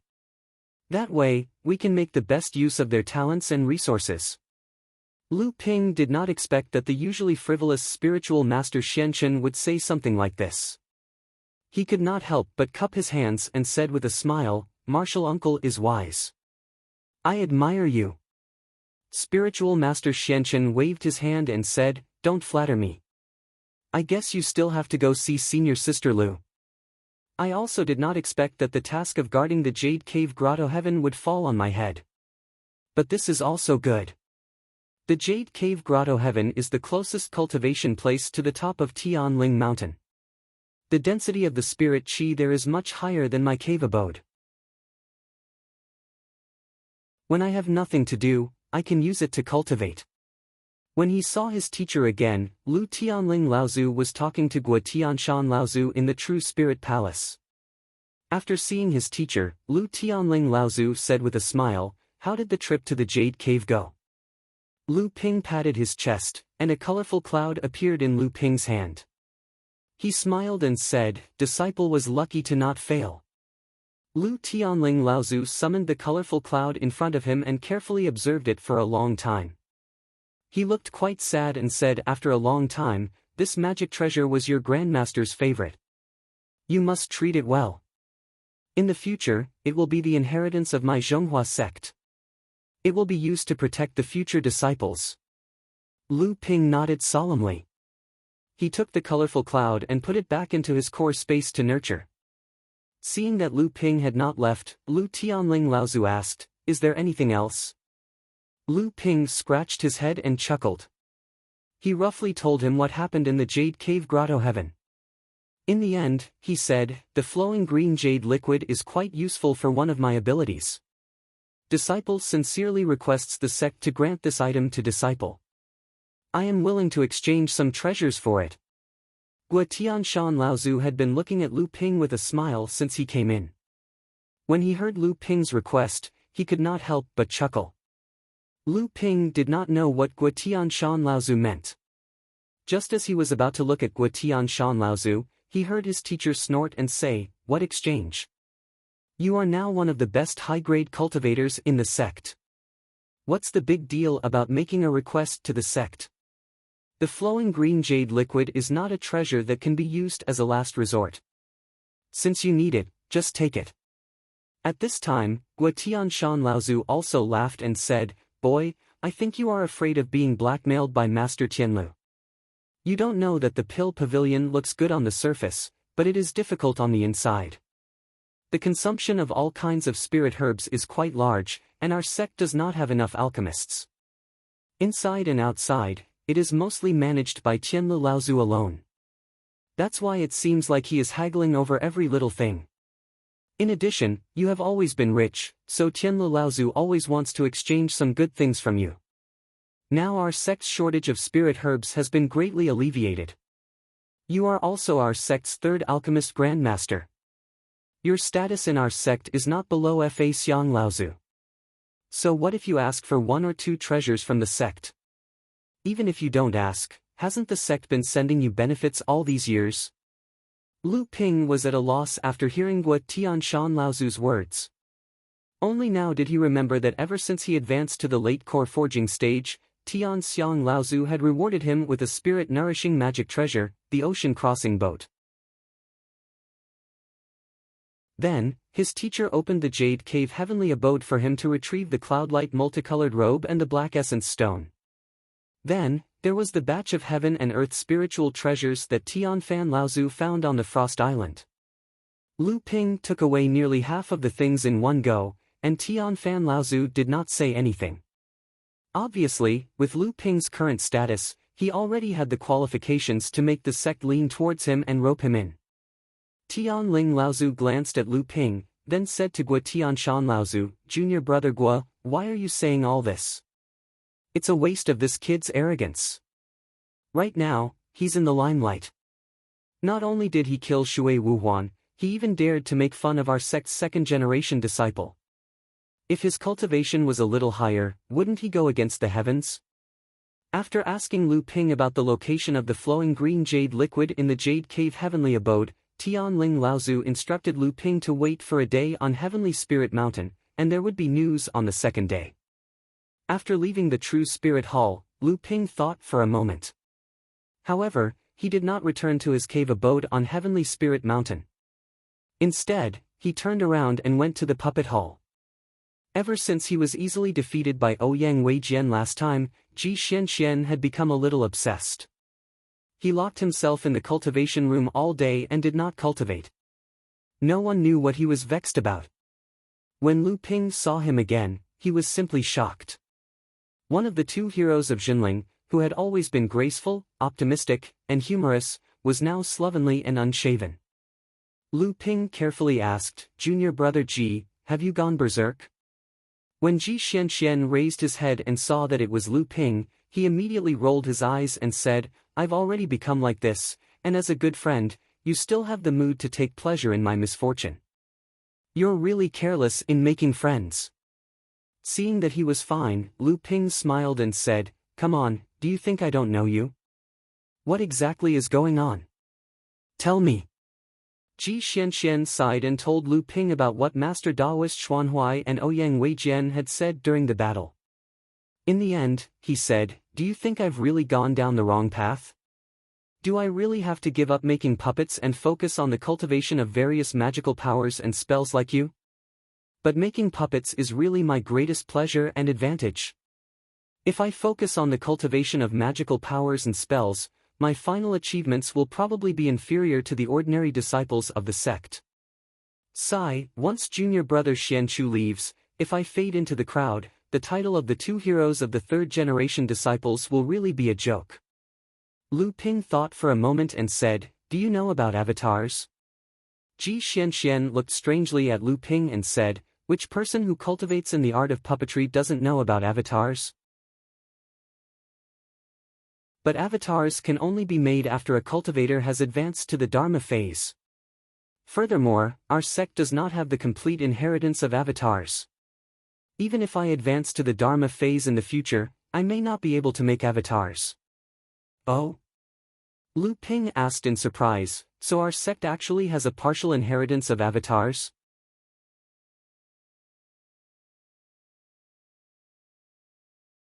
Chapter 618.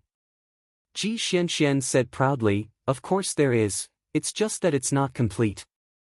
Do you still remember the gift we presented to teacher when we attended the Master's Apprenticeship Hall?" Lu Ping suddenly realized something and said, "I remember that you presented a jade scroll regarding the creation of puppets." Martial Uncle Xian Huai seemed to be very happy at the time. Could it be that the jade scroll contained the creation method of an avatar? Xian Huai's eyes lit up. Ji Xianxian said, "Exactly. Unfortunately, the records within it aren't complete. Teacher has exhausted all his efforts in these past few years in order to perfect this external avatar technique, and it's even to the extent that he's delayed his own cultivation for this. Unfortunately, even though this incomplete refinement technique has allowed the standard of my puppet pavilion to rise greatly, it's still far from being able to refine a true external avatar." Lu Ping thought for a moment and said, "If you have that external avatar technique, can it make up for your current situation?"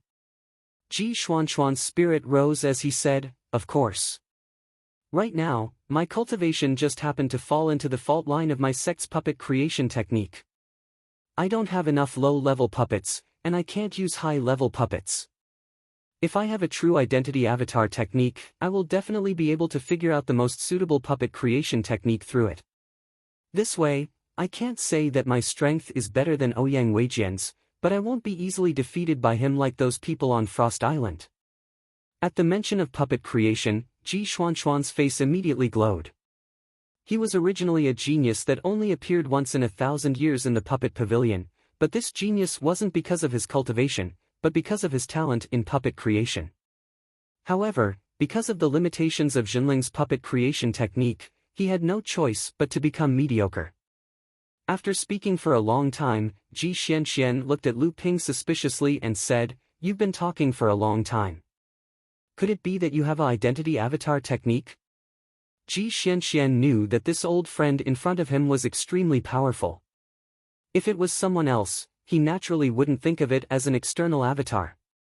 Only Lu Ping, Ji Xianxian knew that he definitely wouldn't speak without thinking. Lu Ping nodded. "You really have it?" Ji Xianxian was still a little worried. Although there was doubt on his face, his eyes were already burning with the flames of hope. Lu Ping stretched out his hand and threw a purple jade slip into his hand. Ji Xianxian took the jade slip, and without saying a word, he poured all of his spiritual will into the jade slip. When he first obtained the inheritance of the Longhuai ancestors' doppelganger technique in the Fallen Ruins, Lu Ping had also carefully read the contents inside. Even though he wasn't proficient in the refinement of puppets, so he was even more helpless when it came to higher-level external avatars, he had a good friend like Ji Xianxian, and under his influence, he had a good understanding of puppet refinement and external avatars. But when Lu Ping looked at the external avatar technique of the Longhuai ancestor, only then did he realize how shallow his knowledge was. The external avatar technique was extensive and profound. Everyone in the cultivation world knew that the external avatar technique was the highest realm of puppet refinement, but they didn't know that the external avatar technique itself was an enormous cultivation system, and it was divided into many different stages, realms, and uses of the external avatar technique. The jade slip that Lu Ping took out was only the most basic part of the identity avatar technique. However, in Ji Xuanxuan's opinion, this basic part was an extremely complete and profound inheritance of the external avatar technique. Ji Xianxian quickly skimmed through the contents, then looked up to the sky and exhaled. He closed his eyes, as if he was savoring the contents inside.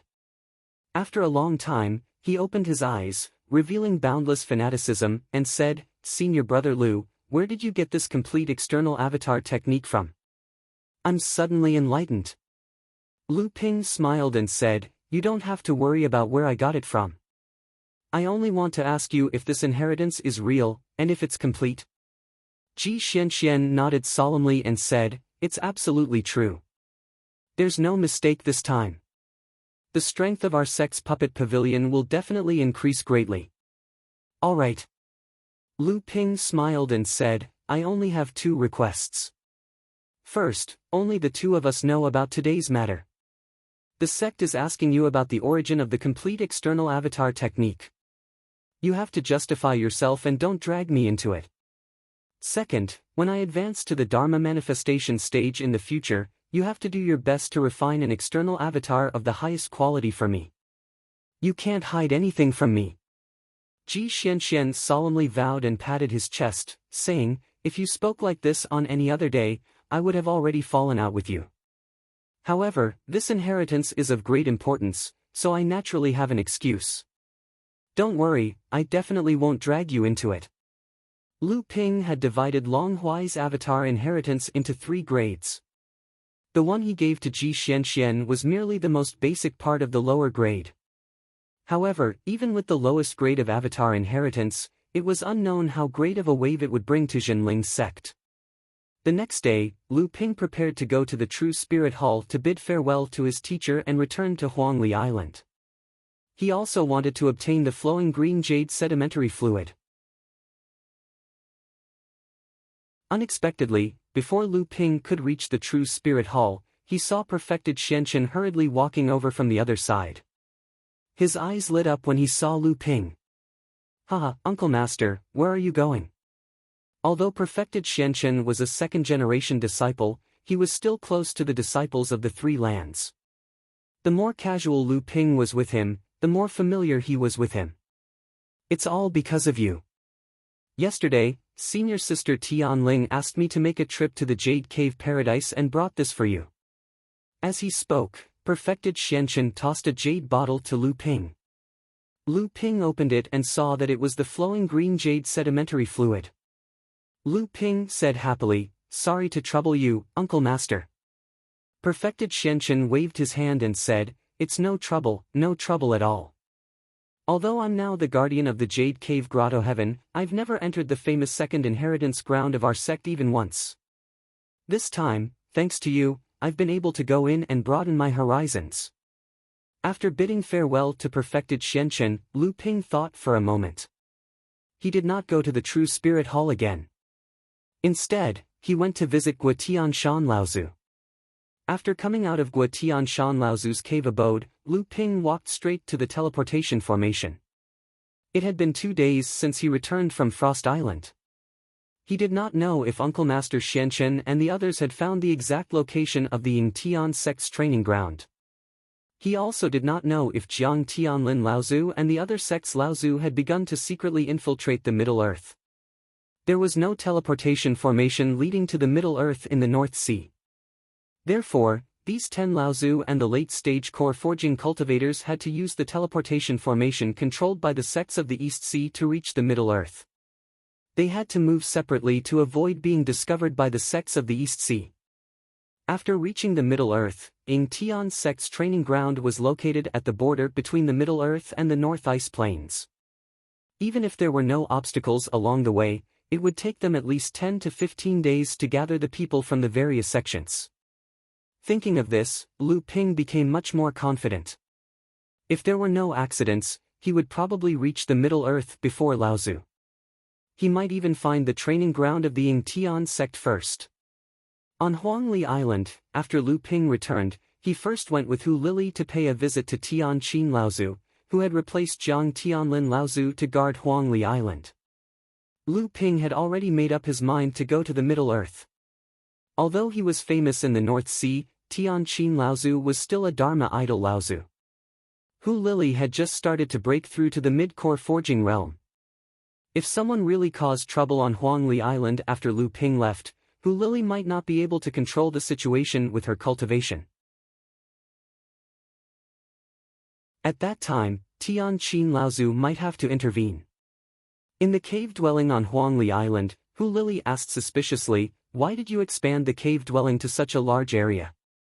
Before they went to the Frost Island last time, Lu Ping had ordered Hu Lili to expand the cave dwelling.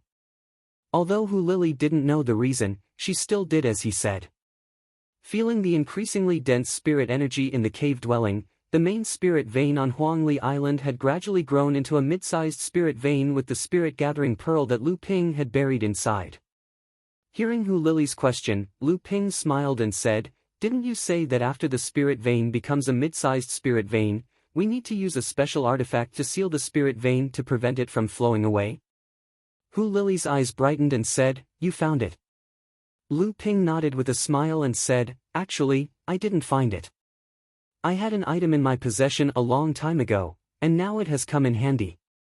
As he said this, Lu Ping flipped his palm, and the house of gold grew continuously in his palm. Then, the door of the house of gold opened wide, and a small palace actually flew out from inside. The palace grew in the wind until it was 9 meters long, 6 meters wide, and 10 meters tall. Only then did it slowly descend, right at the place where the 10 small spirit veins were gathered. There was a rumble, but it wasn't caused by the palace landing. Instead, the moment the palace landed, the 10 small spirit veins were quickly gathered together by the palace and became a complete mid-sized spirit vein, causing the earth to shake. Lu Ping looked at the towering palace and asked in surprise, "What is this?" Lu Ping smiled and said, "This is a spatial mystic instrument I found when I was exploring a senior ancestor's cave dwelling. This palace was used by that senior ancestor to suppress the spirit vein in the cave dwelling. After that, I kept the palace for myself. Initially, I wanted to place it on the small mountain next to the Golden House, but it's a waste to leave it there. So, I might as well place it here. If I can connect the island's protective array formation disk to this palace, it will serve as the core of the entire array formation. Then, the island's protective array formation's power will surely increase by another level. Hu Lili nodded and said, "That's right. I heard that a few years ago, Master created a new formation called the Mother and Child Traction Interlocking Formation. At that time, Master said with pride that with this formation, she would become a formation master. Unfortunately, my cultivation wasn't high enough at that time, and my control over formations was far from enough, so I didn't learn this formation. However, at that time, Master made it clear that if my cultivation reached the middle stage of core forging, she would teach me how to set up this formation." Hearing this, Lu Ping looked at Hu Lili with surprise.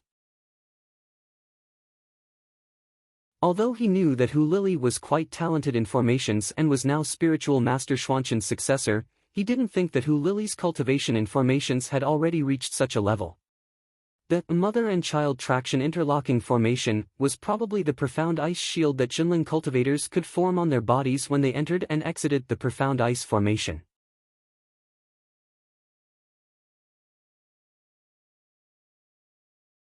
Chapter 619.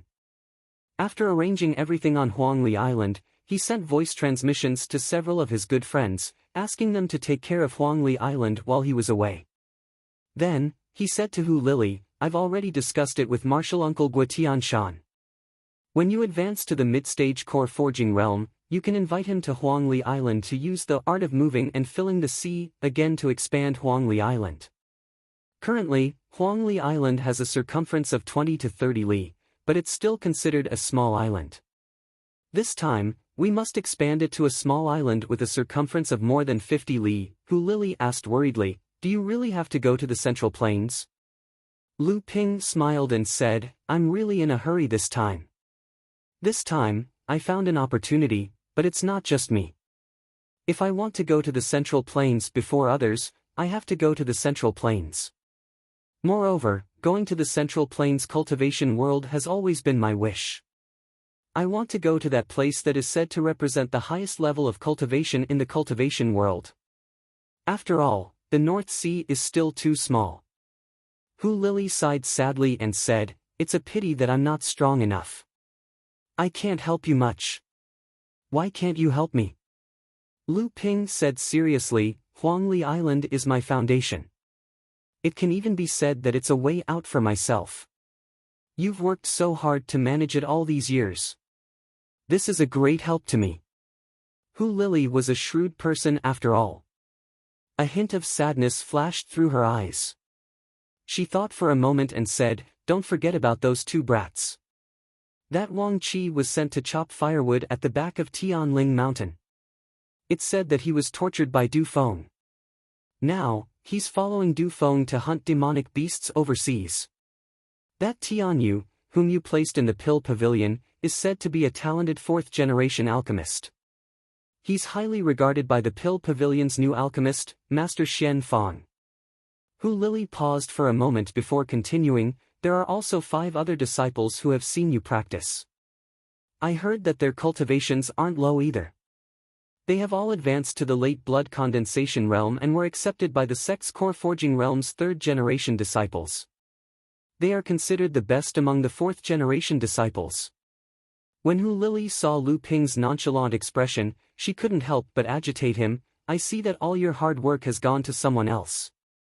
Forget about those 5 disciples, but that Wang Qi, junior brother Du Feng has come to me several times to ask if you still want to accept him as your disciple. If you don't accept him, he will accept him. You should know that Wang Qi cultivates the metal element sword technique, which is very compatible with junior brother Du Feng's sword technique. Junior brother Du Feng is a man of few words, but he has asked me several times. It seems like he really wants to accept Wang Qi." Lu Ping replied nonchalantly, "Don't worry, senior brother Du won't accept him as a disciple. He's just trying to provoke me, just like you, to make me accept Wang Qi as a disciple as soon as possible." "Then why did you?" Swordsmanship isn't something that can be learned by following seniors, and it can't be trained by killing beasts either. Why are sword cultivators known as the best in the cultivation world? It's because swordsmanship requires the most spirituality. How do you make your swordsmanship, flying swords, and divine arts linked to the spirit. What is the spirit of all living things in this world? These are all things that a true sword cultivator should consider. After all, the path of a sword cultivator has to rely on oneself to succeed. Lu Ping paused for a moment, then said, "Tell Wang Qi what I said, then ask him to go to the East Sea Soundwave Island and find Qi Lianying. Tell him that I told him to come to the East Sea to train and practice his swordsmanship." Hu Lili blinked her eyes. Although she was not a sword cultivator, she had been with Lu Ping for a long time, so she had some understanding of swordsmanship. After a moment of hesitation, she asked, "You're not asking him to kill people, are you? Which sword cultivator doesn't kill people like flies?" Lu Ping paused for a moment, then said, "I just want to see if he can walk this path." "What about Tianyu? That kid has my token. Who in the entire Elixir Pavilion would dare to take him as a disciple? Who would dare to make things difficult for him?" After a pause, Lu Ping added, "Even the Fornax and Tianqin Laozu wouldn't dare." Although Hu Lili was surprised by Lu Ping's words, she did not know that her Dao companion was now the third alchemist in Jinling, so she continued, "But you really should take in a disciple or two." Previously, when junior brother Zhang Xuanqing visited Huangli Island, he would always bring Uncle Master Xuanyuan's message urging you to take in a disciple.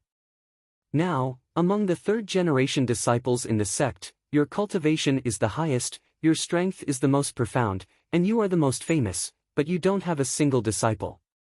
If this goes on for too long, I'm afraid Uncle Master Lu Tianling will also blame you. Lu Ping was stunned for a moment, only then did he remember what his master said when he saw the cloudy light multicolored robe in the True Spirit Palace that day. Taking the cloudy light multicolored robe as the inheritance of Zhonghua lineage, to protect the future disciples. Wasn't this also hinting that he should take in a disciple to inherit his legacy? It seems that I really should take in a few disciples, but it's not that easy to become my disciple. Seeing that Lu Ping had this thought, Hu Lili no longer urged him, but instead said, "With your current identity and status, you naturally have to be very careful when taking in disciples." After saying goodbye to Hu Lili, who was standing in front of the cave residence to send him off, Lu Ping could not help but look back. With his magical vision, he could naturally see that Hu Lili was still looking at him from the entrance of the cave residence. Lu Ping sighed in his heart and thought to himself, "It seems that she's going to have a baby. It's not good to leave her alone to look after the house like this." Hundreds of miles below the sea surface outside of Huanyu Island, after the teleportation array incident with Aou, this place was occupied by the Monster Clan. Although the cultivators of the North Sea organized several attacks on the Monster Clan, and although the Monster Clan suffered heavy casualties, they still firmly occupied this area of the sea. The various sects of the North Sea also suspected that the Monster Clan had discovered some secret in this area, and there were even human Dharma adepts who sneaked in to investigate, but in the end, they found nothing. Although the various sects were puzzled, they could only send people to monitor and report immediately if anything happened. The Jade Water Moon Pearl, the ocean crossing boat, the colorful cloud-light robe, the stone armor, and on top of that, Lu Ping's exquisite water-based cultivation method. If he wanted to sneak into the sea, even early Dharma adepts would find it difficult to find him. "Brother Zhang, do you know why we are stationed here? This place is so close to the human territory, and we are often attacked by the human race. Countless of our brothers have died, but we have never seen a mountain of gold or silver here." "Pfft, Brother Wu, you're really funny. Even if there is a mountain of gold or silver, you want it. That's just a common thing for mortals, what use do we have for it? I just don't understand. What do you think there is in this place? We are a lone army in deep waters, and every time we rely on the lives of our brothers to barely defend this part of the sea. I don't know who came up with such a bad idea. If I, Wu Shan, become Laozu, I will definitely have a talk with him." "You? Brother Wu, it's not that I want to discourage you, but the one who came up with this idea was Aou of the Ice Dragon clan. Let's not talk about whether you can become a Dharma adept. Even if you become Laozu, would you dare to find trouble with that guy Aou? He has already condensed a high-level golden elixir, and it is said that he has already broken through to the Dharma stage. By the time you become a Dharma adept, he will probably have already passed the tribulation and reached the mid-Dharma stage. Even if he can't reach it, Brother Wu, at the same level, would you be a match for the Ice Dragon clan? Humph, what's so great about that? Aou still says that his clan is a top demon clan, but he is not alone. The Ice Dragon clan is about to be wiped out by him. Brother Wu, don't talk nonsense. Aou is now a popular person in front of all the Laozu, but it's just a suggestion from him, and we brothers are going to defend this part of the sea with our lives. Isn't that enough to explain the problem? Hey, speaking of which, you really don't know why we are guarding this place. Who knows? There are rumors that there are ancient relics hidden here, and the relics are about to be unearthed. There are also rumors that the earth meridians here are special, and there may be a time when a large spiritual meridian will be born, and so on. In short, these rumors are everywhere. But as you can see, there are at least 2 Laozu leading us to guard this place. Although there are always changes, there are 2 Laozu, one in the mid-Dharma stage, and the other in the early Laozu stage. Isn't this enough to explain the problem? Behind the 2 patrolling core forging demon cultivators, an invisible stream of water flowed for a moment, then disappeared. Lu Ping avoided the eyes and ears of the demon clan guarding this area, and slowly approached the underwater mountain range where he had discovered the clear stream cave abode.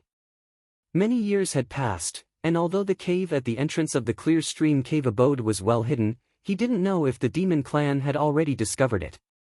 Lu Ping remembered that the demon clan had secretly set up camp here because he had helped Yin Xianchu escape the sect's pursuit and wanted to use the clear stream cave abode's transportation formation to go to the Middle Lands.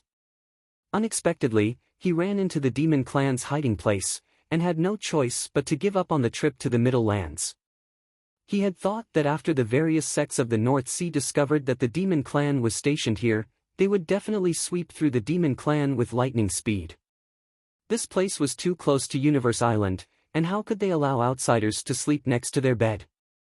Unexpectedly, after several years, the North Sea demon clan still firmly occupied this part of the sea. Aou was from the Ice Dragon clan, and the Ice Dragon clan had an inheritance pearl. Could there really be some secret buried here? Lu Ping had his suspicions, but now was not the time to think about such things in a dangerous place. After avoiding many patrolling demon clan cultivators along the way, Lu Ping finally arrived at the hidden cave where the clear stream cave abode was located. After investigating the waters around the cave, he discovered that there were no demon clan members nearby, and the mark he'd left behind was still there. This meant that the demon clan hadn't discovered this place yet. Lu Ping couldn't help but sigh in relief. However, Lu Ping still didn't dare to be careless. After opening up the huge rock outside the cave, he carefully put it back in its original place. Only then did Lu Ping continue slowly toward the cave abode.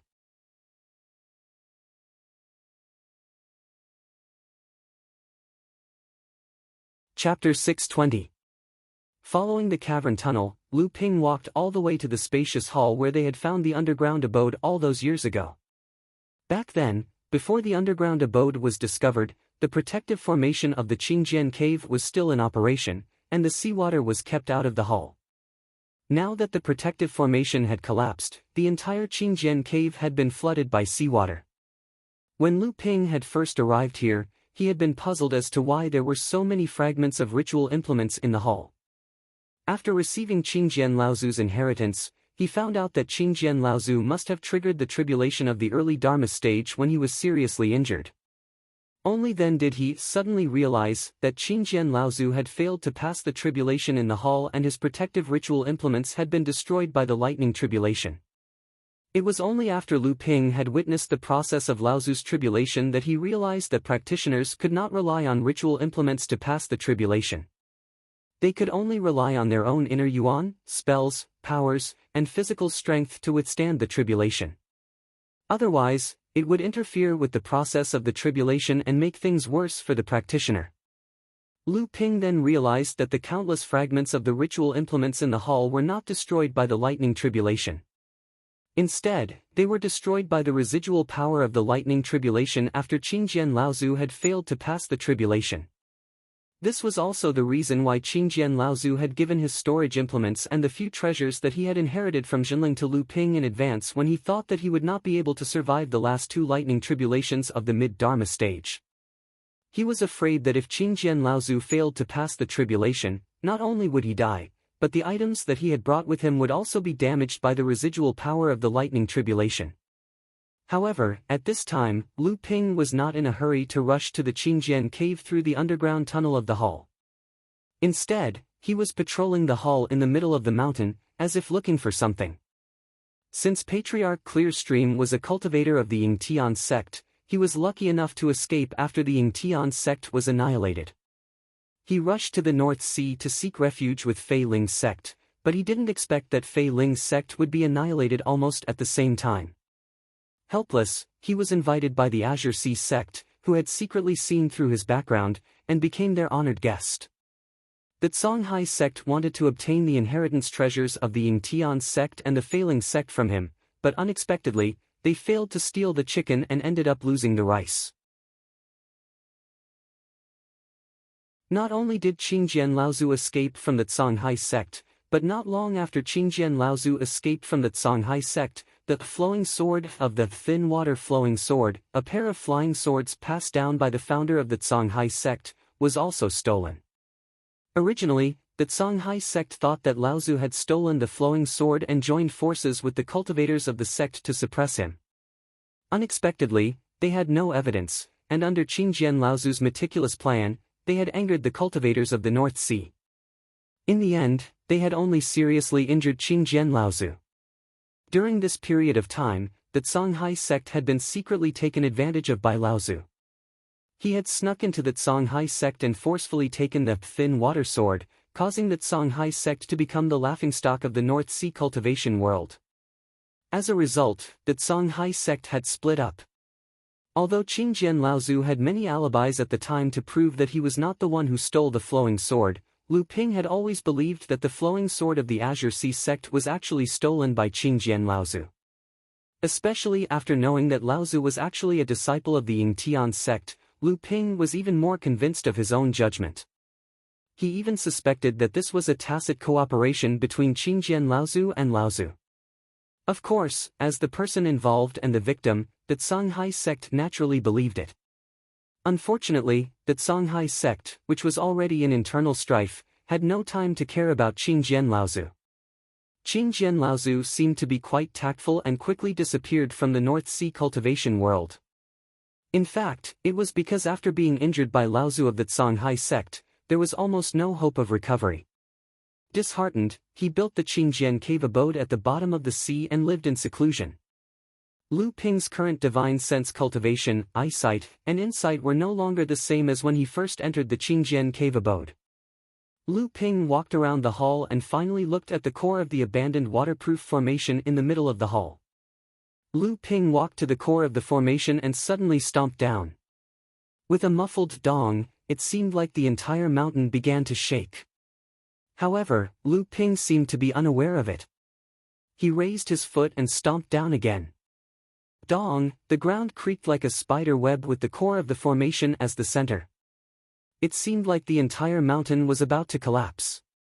However, Lu Ping did not look worried at this time.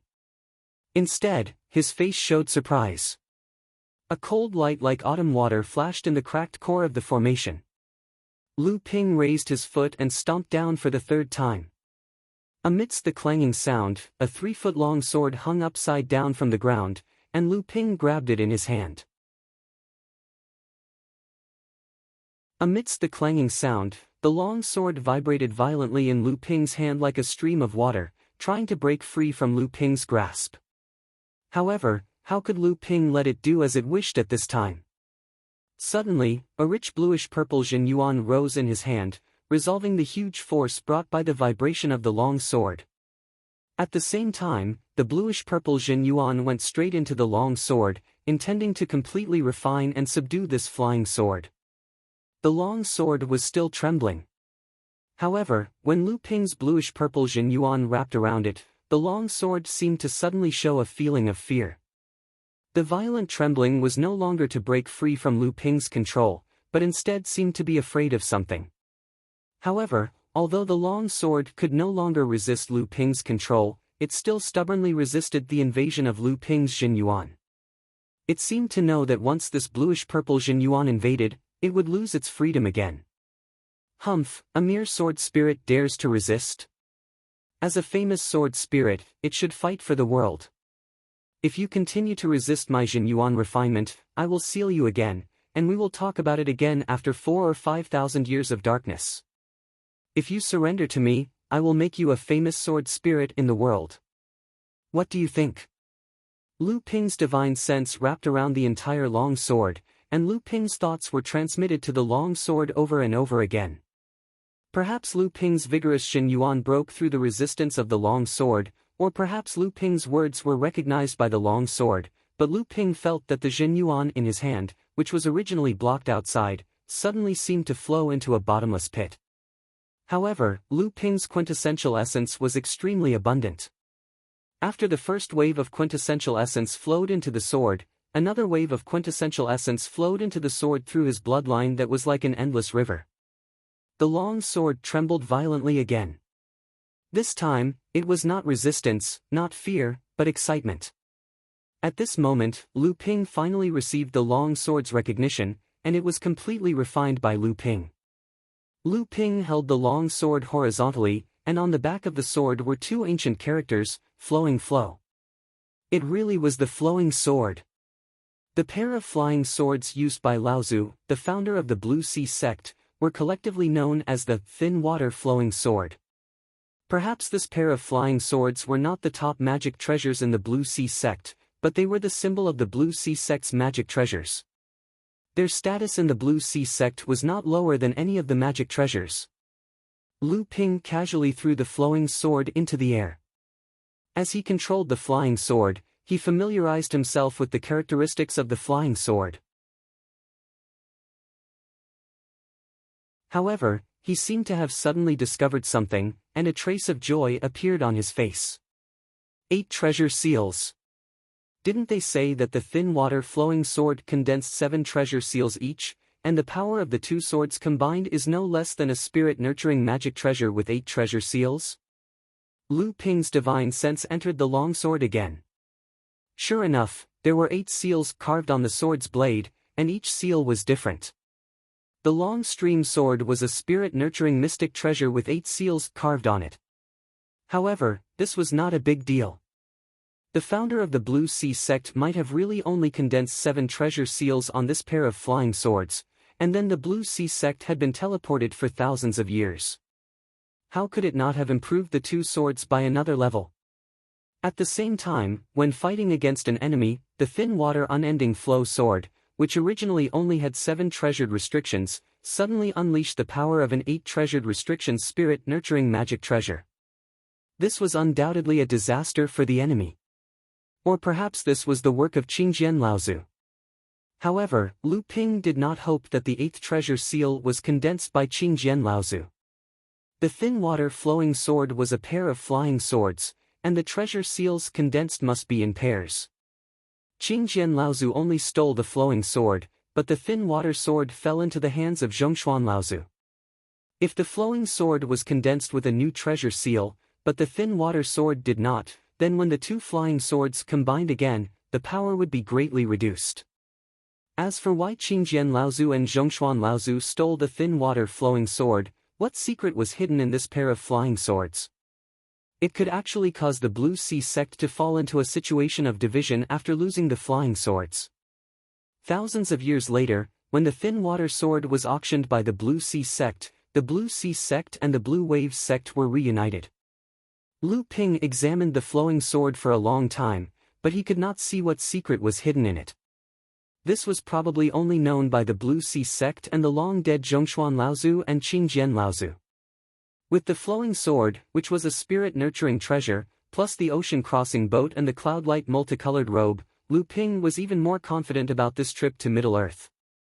The entrance to the underground cave was already exposed when Lu Ping broke the floor of the hull. Lu Ping walked straight down, passed through the cave that had long become an underwater ruin, and came to an underground crack that used to be a pond. When Lu Ping dived to the bottom of the crack, the scenery around him had not changed at all, and this made Lu Ping's mind finally calm down.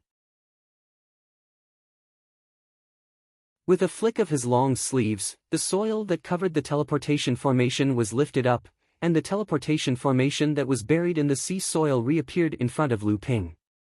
After carefully examining the teleportation formation and making sure that it was not damaged, Lu Ping embedded 12 upper-grade spirit stones on the edge of the teleportation formation. He suddenly activated the teleportation formation, but he had already retreated from the teleportation formation. With a hum, the teleportation formation flashed with a faint light, and the 12 upper-grade spirit stones all exploded. However, Lu Ping showed a happy expression. The teleportation formation needs both ends to be unobstructed. This test proves that the teleportation formation at the destination is also undamaged, so I can activate it without worry. Lu Ping flipped his palm, and a simple and unadorned spirit stone appeared in Lu Ping's hand. After Celestial Phenomenon Laozu's reward and the battle on Frost Island, the number of top-grade spirit stones in Lu Ping's hands had increased again. At this time, he already had almost 20 of them. However, to him, every time he used one, he would have one less. If it wasn't for the fact that he needed a top-grade spirit stone to activate the teleportation formation to Middle-earth, he would definitely not be willing to use it. After embedding the top-grade spirit stone into the center of the teleportation formation disk, Lu Ping embedded another 36 upper-grade spirit stones along the outside of the disk to form a circle. Lu Ping took a deep breath, and looked back in the direction of Huangli Island for some reason. Then, he decisively activated the teleportation formation. A white light instantly appeared from the teleportation formation. Then, the light became brighter and brighter, and gradually, Lu Ping's figure was completely submerged in the light. The white light lasted for about 10 minutes before slowly dying out. At this time, Lu Ping's figure could no longer be seen in the teleportation formation. Only the sea soil around the teleportation formation and the sky fell down again, covering the teleportation formation disk with a thick layer of sea soil, as if nothing had happened.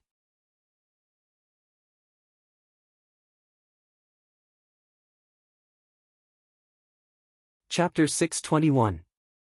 A thin layer of twilight snow covered the vast land, and the bleak cold wind whistled across the land, rolling up countless snowflakes as if raising a layer of white mist. Lu Ping stood in the wilderness and took a deep breath. A piercing chill rose from his nose straight to his brain, making Lu Ping's spirit suddenly become extremely light. Is this the winter in Middle-earth? Lu Ping gazed into the distance. The vast wilderness stretched as far as the eye could see, but there was no trace of human beings. He had been here for 7 days, and he had explored more than 100 miles around the teleportation array. However, within 100 miles, Lu Ping did not find any trace of human gathering. Instead, there were many traces of beasts and even demonic cultivators. He had never seen such a vast land. In the North Sea, the largest island was said to be Xianling Sect's Xianling Island, which was only 800 miles in circumference, while Zhenling's True Spirit Island was only 700 miles in circumference. Although Lu Ping had only carefully explored the area of 100 miles, he could still see the vast land, wilderness, and mountains hundreds of miles away. If it were overseas, this area would have already exceeded the rarely seen giant islands, and the giant islands Lu Ping himself had seen were only the sunken Fei Ling Island and the East Sea Northern Alliance's Chenyuan Island and a few other islands. After another fruitless search, Lu Ping turned around and fled in the opposite direction. 100 miles south of this vast wilderness was a continuous mountain range. Lu Ping had also explored the mountain range, but he only went 100 miles deep before he found traces of high-grade demonic cultivators. Lu Ping did not want to alert the enemy, so he returned to the border between the mountain range and the wilderness. Not far into the mountain range, Lu Ping's escape light fell straight into a canyon with a mountain stream of unknown origin. The escape light went against the direction of the canyon until it came to a cliff with towering mountains on both sides, as if it had been split by a giant axe. The mountain stream surged and slapped against the cliff, making a sizzling sound. When the mountain stream receded a little, the escape light went directly into the bottom of the cliff and disappeared in the blink of an eye. At the bottom of the cliff was a wide underground cave, and on the periphery of the cave was a large piece of rock hanging down from the top, just covering the cave. No one would have thought that there would be such a secret place at the bottom of the flowing water of the cliff. The escape light dissipated after entering the cave. Lu Ping strode deeper into the cave. When he came to a stone wall at the bottom of the cave, Lu Ping made a few hand seals and disappeared into the stone wall. After passing through the stone wall, Lu Ping entered a vast underground stone hall of nearly 100 feet.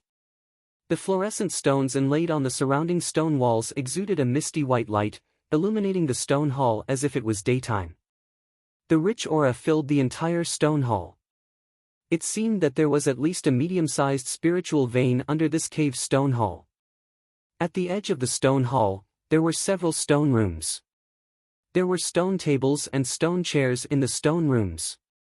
At this time, Samling, Debao, Lu Qiner, and Lu Dague, the 6 monster pets, each occupied a stone room. In front of each of them were a few jade slips and a few sets of paper books. They were either holding the jade slips to check the information in them, or flipping through the paper books, scratching their ears and scratching their cheeks to figure out something. Seeing Lu Ping coming in, everyone cheered like a swarm of bees. The jade slips and books in their hands were thrown aside and ran towards Lu Ping. Even Lu Dague, who had always been honest and obedient, also had a relieved expression after seeing Lu Ping return. Lu Ping said with a fierce face, "What, do you understand all these things?" All the monster pets retreated in embarrassment. Lu Ping snorted coldly and said, "Before you all advanced to the core forging stage, you were still in the form of a monster. Although you had spiritual wisdom, you didn't understand the ways of the world. Now that you have advanced to the transformation stage, what's the difference between you and the human race?" Lu Ping paused. Seeing that all the monsters lowered their heads and had learned expressions, his face did not relax in the slightest. He still said in a deep voice, "Books can increase wisdom. The demon race is born with a tyrannical body and a longer lifespan than the human race. Even the swallowing of heaven and earth spiritual chi is an instinct. Why can the human race stand side by side with the demon race? Even the wilderness of the Central Plains is occupied by the human race, while the demon race can only stand in such a harsh place as the mountains and swamps. The fundamental reason lies in the wisdom of the human race, but where does wisdom come from? Other than innate wisdom, it comes from these inherited ancient books." Lu Ping saw that all the monsters began to listen to his heart. His tone relaxed a little, but he still solemnly said, "These ancient books should have been brought out by Qingjian Laozu from the Yingtian sect's dojo after the destruction of the Yingtian sect. Although it is not a drop in the ocean of the Yingtian sect's inheritance, for any cultivator, it is a precious treasure. I will bring these ancient books back to the sect in the future. You all should take this opportunity to study them. It will be of great benefit to your future cultivation."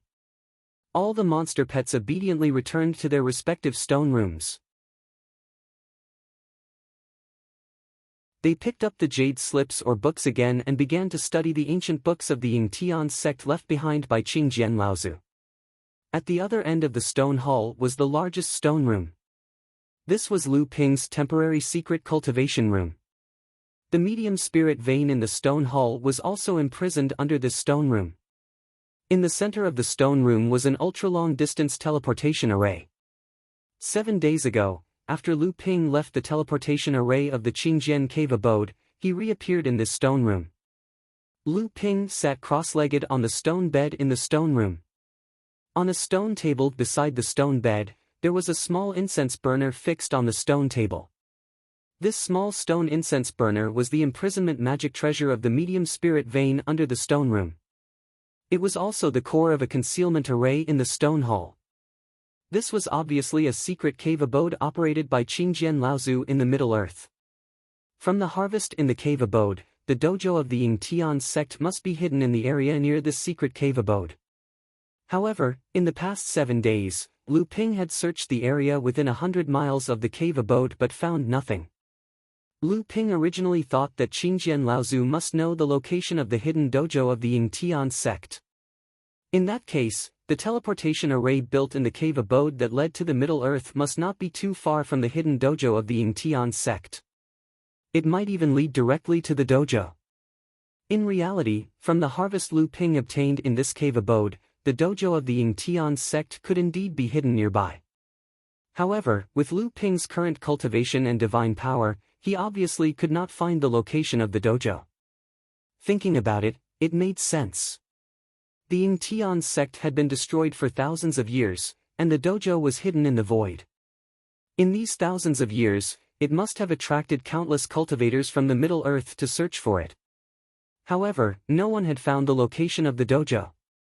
From this, it could be seen how mysterious the Yingtian sect's void concealment array was.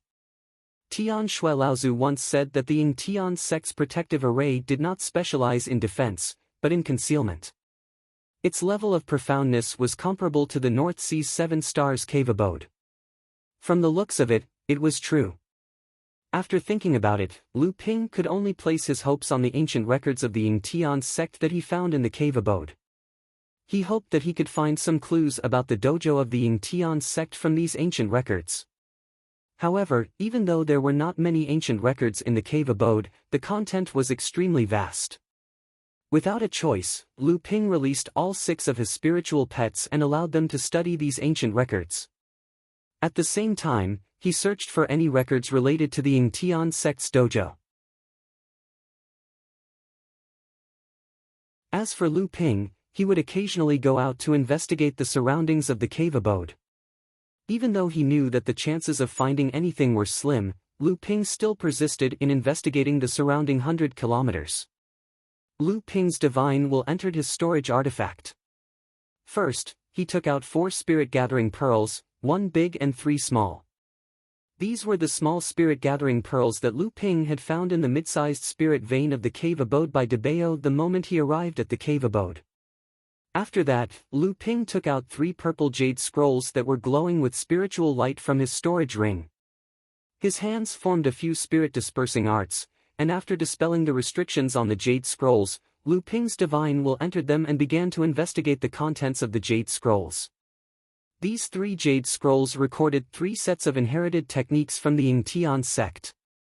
These 3 sets of inherited techniques recorded the entire process of training from the blood condensation realm to the late Dharma stage. As of now, there were only 6 complete sets of inherited techniques in the Jinling sect.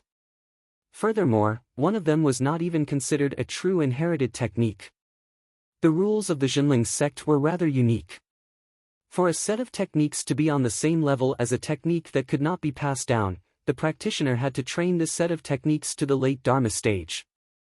This was also why, when sage Liang Xianfeng had obtained the Linhai wave listening technique from the Zhongshuan cave abode in the East Sea and perfected Lu Tianling's and Laozu's training technique, the Linhai wave listening technique was still unable to become the 6th true inherited technique of the Jinling sect. Even so, if Lu Ping brought these 3 sets of techniques back to the Jinling sect, they would definitely be stored away by the Laozu sect. Then, they would begin to select the most outstanding blood condensation stage adepts from the sect to train with them. A complete set of training techniques would always be the foundation of a sect's legacy. The legacy of the Jinling sect had been passed down for tens of thousands of years, but there were only 5 complete sets of true inherited techniques up to the late Dharma stage. This was one of the main reasons that restricted the growth of the Jinling sect. Legend had it that a truly large sect would establish a complete set of inherited techniques. The complete set of inherited techniques had to cover all 7 bloodlines and 7 elements. There had to be at least 49 complete sets of complete inherited techniques up to the late Dharma stage. This meant that no matter what bloodline or element the disciple had, they would be able to find the best training technique that was suitable for them. Although the large sects could not be as perfect as the large sects, at the very least, they had to cover all 7 bloodlines and 7 attributes at the same time. Even if they were not suitable, they had to make sure that their disciples had at least 1 or 2 complete legacy cultivation techniques as a reference. Compared to the Jinling sect, the 5 complete sets of inherited techniques seemed unusually shabby. However, with these 3 sets of inherited techniques, in addition to Lu Tianling's complete Linhai wave listening technique, the Jinling sect would have at least 9 complete sets of inherited techniques. Although it still would not be able to cover all 7 elements and 7 bloodlines, it was at least one step closer to the standard of a large sect.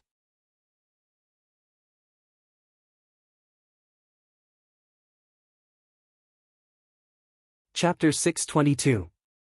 Lu Ping took out a wooden box carved with second-class spiritual materials from his storage ring. He removed the spirit sealing restriction spell on the surface of the box. More than half of the box was inside. There were 31 pieces in total. Lu Ping had found them next to the incense burner on the stone table when he had just been teleported to the stone room. This incense was called the Calming Soul Incense. It was made with several precious spices. It was a famous luxury in the world of practitioners. It was considered a luxury because, as far as Lu Ping knew, one of the materials used to make incense was the powder of the soul-nurturing wood, a mid-grade mystic class wood element spiritual object of the universe. Lu Ping had a piece of soul-nurturing wood with him. It was the spirit-forging pill Lu Ping had obtained from Mount Fei Ling. He had given it to the school and begged Reverend Jiang Xianlin to get it for him. Compared to the spirit-forging pill, the soul-nurturing wood wasn't worth mentioning at all. However, Lu Ping was only a minor repairs in the early stage of the blood condensation realm. Even if the school wanted to increase the reward, he didn't dare ask for it. Besides, because of the spirit-forging pill, the most outstanding second-generation disciples of Jinling had helped him a lot. Reverend Jiang Xianlin had even introduced him to Reverend Lu Xianlin and made him the 9th disciple of Chonghua Mansion. Although the soul-nurturing wood was no longer of interest to Lu Ping, he didn't want to use it to make something as luxurious as the Calming Soul Incense. Moreover, Lu Ping had used the soul-nurturing wood to practice the soul-splitting secret technique for almost 20 years. Originally, Lu Ping had thought that the spiritual object wouldn't be of much use to him after he mastered the secret technique. However, after Lu Ping had obtained the inheritance of his clone, he discovered that the spiritual object, which had been imbued with his own energy, was an indispensable material for refining a clone. As a result, the soul-nurturing wood became Lu Ping's treasure again. Lu Ping had only seen this kind of incense at his teacher Lu Tianling's Dharma manifestation ceremony. According to Reverend Li Xuanru, it was the leftovers of Jiang Tianlin Laozu's Dharma manifestation ceremony. Back then, Lu Ping had used amethyst honey to make top-grade spirit tea. When Tianlu Laozu found out about it, he repeatedly scolded him for being extravagant. However, the difference between amethyst honey tea and calming soul incense was like heaven and earth. If Lu Ping had something as precious as the calming soul incense, it could only be the top-grade spirit tea brewed by Lu Ping with amethyst royal jelly at Lu Tianling Laozu's Dharma manifestation ceremony. It was said that after Tianling Laozu's Dharma manifestation ceremony ended, she was angrily blocked by Tianlu Laozu. In the end, she promised to refine 5 batches of pills for Tianling Laozu. However, the condition was that Tianling Laozu had to hand over all the royal jelly that Lu Ping had given her to the pill pavilion to be used for refining pills. Only then did she return to the pill pavilion with satisfaction. The biggest effect of the calming soul incense was that when a cultivator was cultivating, it could allow the cultivator to fully immerse himself in cultivation as quickly as possible. It could clear his mind and improve his understanding of cultivation methods and divine abilities during the process of cultivation without being distracted by external factors. In addition, the calming soul incense was also very effective in nurturing and restoring a cultivator's divine sense. Lu Ping put a piece of calming soul incense into the stone incense burner and then slowly baked it with the blue spiritual fire. After a while, a deep and distant fragrance slowly came out of the incense burner and then filled the entire stone room. Lu Ping's divine sense quickly calmed down in the verification and analysis of the 3 sets of cultivation methods. The fragrance continued to spread throughout the entire cave. The 6 spiritual pets who were originally sitting there and trying to figure out the inheritance ancient books of the Yingtian sect because of Lu Ping's request seemed to suddenly have some understanding and quietened down a lot. Lu Ping had obtained a lot of ancient books in this secret cave of Laozu in the clear stream. In addition to the most important and most complete set of 10,000 sets of inheritance ancient books, there were also 5 sets of other ancient books for cultivation up to the Dharma manifestation stage. In addition, there were many inheritance ancient books about alchemy, weapon forging, talisman making and so on. Although they were scattered, they were also all-inclusive. As Lu Ping forced his spiritual pets to read these inheritance ancient books, he also hoped that they would organize these scattered ancient books. Most of the contents recorded in these ancient books were not complete. Some had a beginning but no end, some had a beginning but no end, and some only had the middle part without the beginning and the end. However, these ancient books obviously had a general pattern of inheritance, and it was obvious that they came from the same style of the sect. Then, these ancient books were obviously collected by Laozu in an extremely chaotic place, which was why they appeared so messy and unsystematic. In fact, this situation made Lu Ping even more certain that Laozu had been to the dojo of the Yingtian sect. This was because according to what Lu Ping knew, when a sect was facing a crisis, they would often scatter the ancient books passed down by the sect and hide them everywhere. This was to prevent external enemies from invading and to find the complete inheritance of the sect in the process of looting. Once this happened, not only would the sect suffer great losses, but the external enemies could also rely on these looted complete inheritances to strengthen themselves. In the future, it would be too difficult for the sect to take revenge even if it wanted to. This was equivalent to aiding the enemy in disguise. After the ancient books were scattered, even if part of the inheritance was looted, the external enemies would not be able to figure out any complete inheritance from them. At most, they would only be able to use it as a reference, and the sect could use the disciples who cultivated these inheritances to perfect these lost ancient books in the future. Since Qingjian Laozu had found the dojo of the Yingtian sect, why couldn't he find all the ancient books passed down by the Yingtian sect? After all, Qingjian Laozu was a disciple of the Yingtian sect. To Lu Ping, this problem was easier to explain. First, the Canghai sect had been deceived by Qingjian Laozu. He was not a disciple of the Yingtian sect at all. He was just a lucky person who had found the dojo of the Yingtian sect and obtained part of the inheritance of the Yingtian sect. Secondly, even though the Yingtian sect was a large sect that was known for its defense, the various protective matrices and prohibitions within the dojo were not something that an early Dharma adept like Qingjian Laozu could completely break through. Qingjian Laozu had only broken through some of the prohibitions that he could break after entering the dojo and obtained some scattered ancient books. This was also the reason why the ancient books that Lu Ping had obtained in the cave were not systematic. After a night of enlightenment, Lu Ping had gained a lot. Even though he still could not see the essence of the 3 complete sets of inherited techniques, it was still useful for Lu Ping's training. Lu Ping sealed the 3 purple jade slips with a spirit sealing seal and put them away in his interspatial ring. Then, he took out a 3-legged cauldron that was half the height of a human and placed it on the ground. A top-grade alchemy cauldron, the flying rainbow cauldron. Lu Ping had long suspected that since Qingjian Laozu was able to imitate the failing sect's spirit forging pill, no matter how bad his alchemy skills were, he should at least be a master alchemist. Otherwise, how could he have created a spirit forging pill of such high quality? However, Lu Ping did not obtain Qingjian Laozu's cauldron, spirit fire, and other items from the North Sea Qingjian cave. There were only a few elixir recipes and inherited techniques. Initially, Lu Ping thought that the other cultivators who had gone to explore the cave had obtained them. However, after that incident, Lu Ping had asked around and confirmed that the other cultivators did not obtain the cauldron, spirit fire, and other items.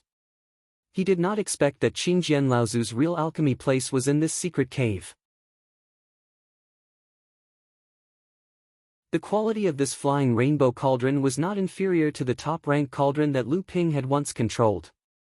If he handed it over to the sect, Fornax Laozu would certainly be happy from ear to ear. However, if he wanted to obtain this flying rainbow cauldron, Lu Ping would definitely have to extort a lot of good things from Fornax Laozu. However, for now, it was still better to refine it as his own spare cauldron. When Lu Ping was an alchemy master, he originally controlled a top-rank cauldron. At that time, Lu Ping replaced the Nanchuan cauldron with the Linchuan cauldron, and that top-rank cauldron just happened to be a spare cauldron.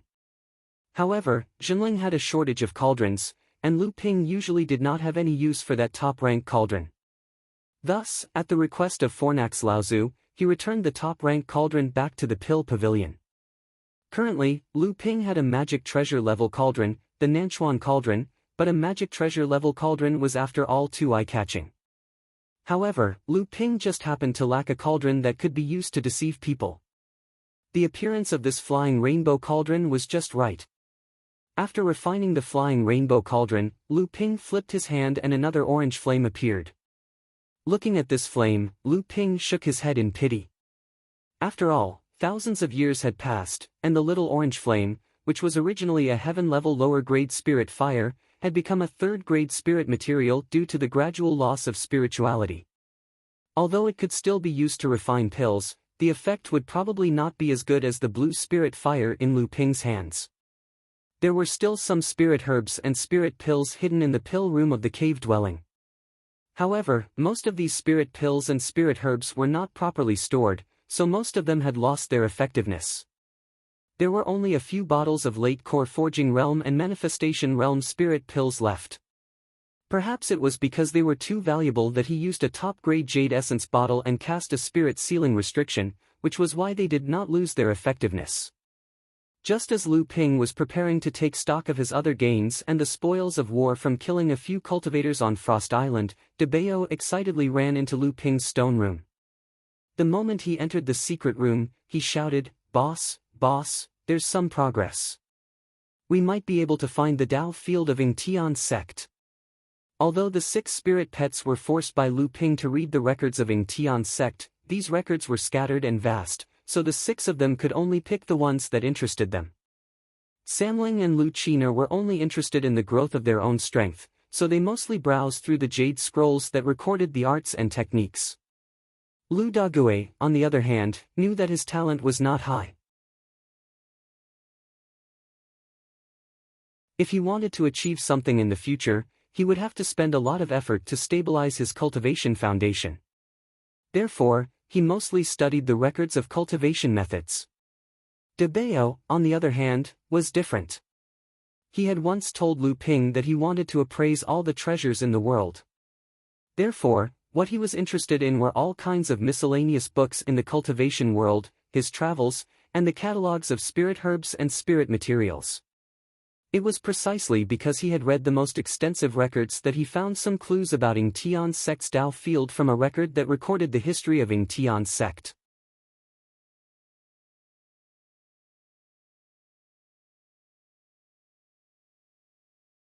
Chapter 623.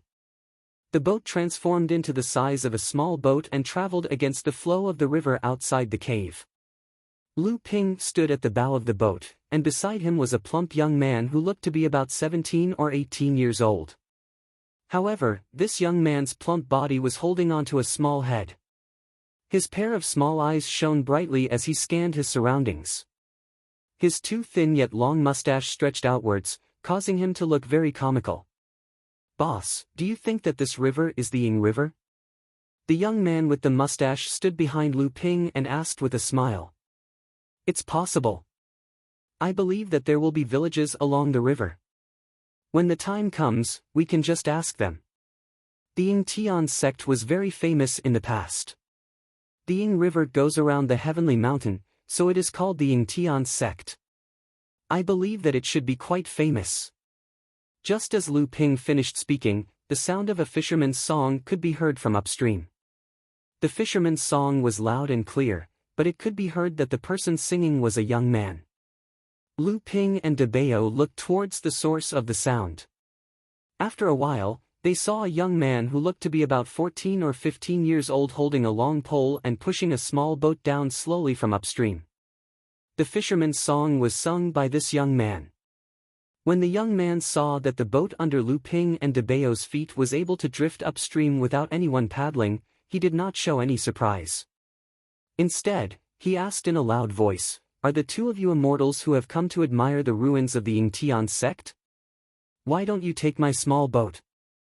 I'm familiar with the way, but the boat is moving slowly so that the two immortals can enjoy the scenery on both sides of the river." Lu Ping felt that this young man was quite bold. An ordinary mortal young man did not show the slightest bit of fear when he saw a cultivator. Instead, he dared to open his mouth and invite him to board the boat. However, when he heard this young man say that they were looking for the Sky Overflow ruins, and it seemed like this young man was very familiar with the location of the Sky Overflow ruins, his heart skipped a beat. He smiled and asked, "You're quite funny, young man. The speed of the boat under my feet is up to me. Why can't I see the scenery on both sides of the river? Why do I need to steer your slow boat?" When the young man came near, he raised his pole and stopped the boat. Seeing that it was Lu Ping who asked the question, he knew that Lu Ping was the one who made the decision, so he cupped his hands in greeting and said, "Even immortals have their own feelings. The scenery on both sides of the Ying River is beautiful. If you take this junior's boat, immortals will feel less impatient and more leisurely. Moreover, I know this surplus river like the back of my hand, and I'm also very familiar with the surplus sky ruins. It can be said that I'm very familiar with this place." When Lu Ping looked over, he saw that although the young man spoke calmly, there was a look of anticipation in his eyes. Lu Ping smiled and said, "All right, we're also going to the surplus sky ruins to take a look. Since you know the way, let's take this young man's boat." When De Bao heard this, he came forward worriedly and said, "Boss, today is already the 8th day. I believe that the Laozu from the various sects in the North Sea should have already reached the Middle Earth. Time is of the essence, so why do we need to take this young man's boat? If this young man really knows where the surplus sky ruins is, he can just fly there with him. Moreover, this young man's gaze is not pure. I'm afraid he has other intentions." Lu Ping smiled without saying a word. De Bao knew that Lu Ping already had an idea, so he retreated behind him and did not say anything else. When the young man heard that Lu Ping had agreed, his face instantly became excited. He hurriedly moved the boat over. Lu Ping and De Bao directly walked onto the boat, but the boat did not move at all. "Immortals, please sit tight. This young man is starting the boat." The young man deftly turned the boat around in the water. He pushed the pole downwards, and the boat immediately moved forward. De Bao looked at the young man in surprise and said, "How old are you this year, kid? You're so strong." The young man seemed to be used to being asked this way by ordinary people. He smiled and said, "This young man is already 12 this year. It's just that I've been strong since I was young, and I'm tall, so most people think that I'm only 14 or 15 years old. Born with great strength?" De Bao smiled and asked again, "You just said that this river is the surplus river, and you immediately guessed that we're going to see the surplus sky ruins. Could it be that this surplus sky ruins is very easy to find, and many immortals come here to admire it?" The young man was indeed very strong. He slowly pushed the boat against the current and answered unhurriedly, "The surplus river surrounds the Sky Mountain, which is why the surplus sky sect was formed. The surplus sky sect is located on the Sky Mountain, but it's already in ruins now. I've heard many immortals say that the surplus sky sect is a great sect in the world. Every year and every month, there will be immortals coming here to admire the ruins. Sometimes, this young man is lucky enough to ferry 1 or 2 immortals to the Sky Mountain." De Bao snorted and said, "What do you mean by admiring the ruins? I'm afraid you're here to search for treasures." However, when he remembered that they were also here for the surplus sky sect's dojo that was hidden in the void, he could not help but blush. However, De Bao was thick-skinned, so the blush only lasted for a moment. He continued to ask, "Have you seen the surplus sky ruins before?" The young man pursed his lips and said, "How can I not have seen it before? However, this young man is just an ordinary person. What I saw was just a pile of broken bricks and tiles.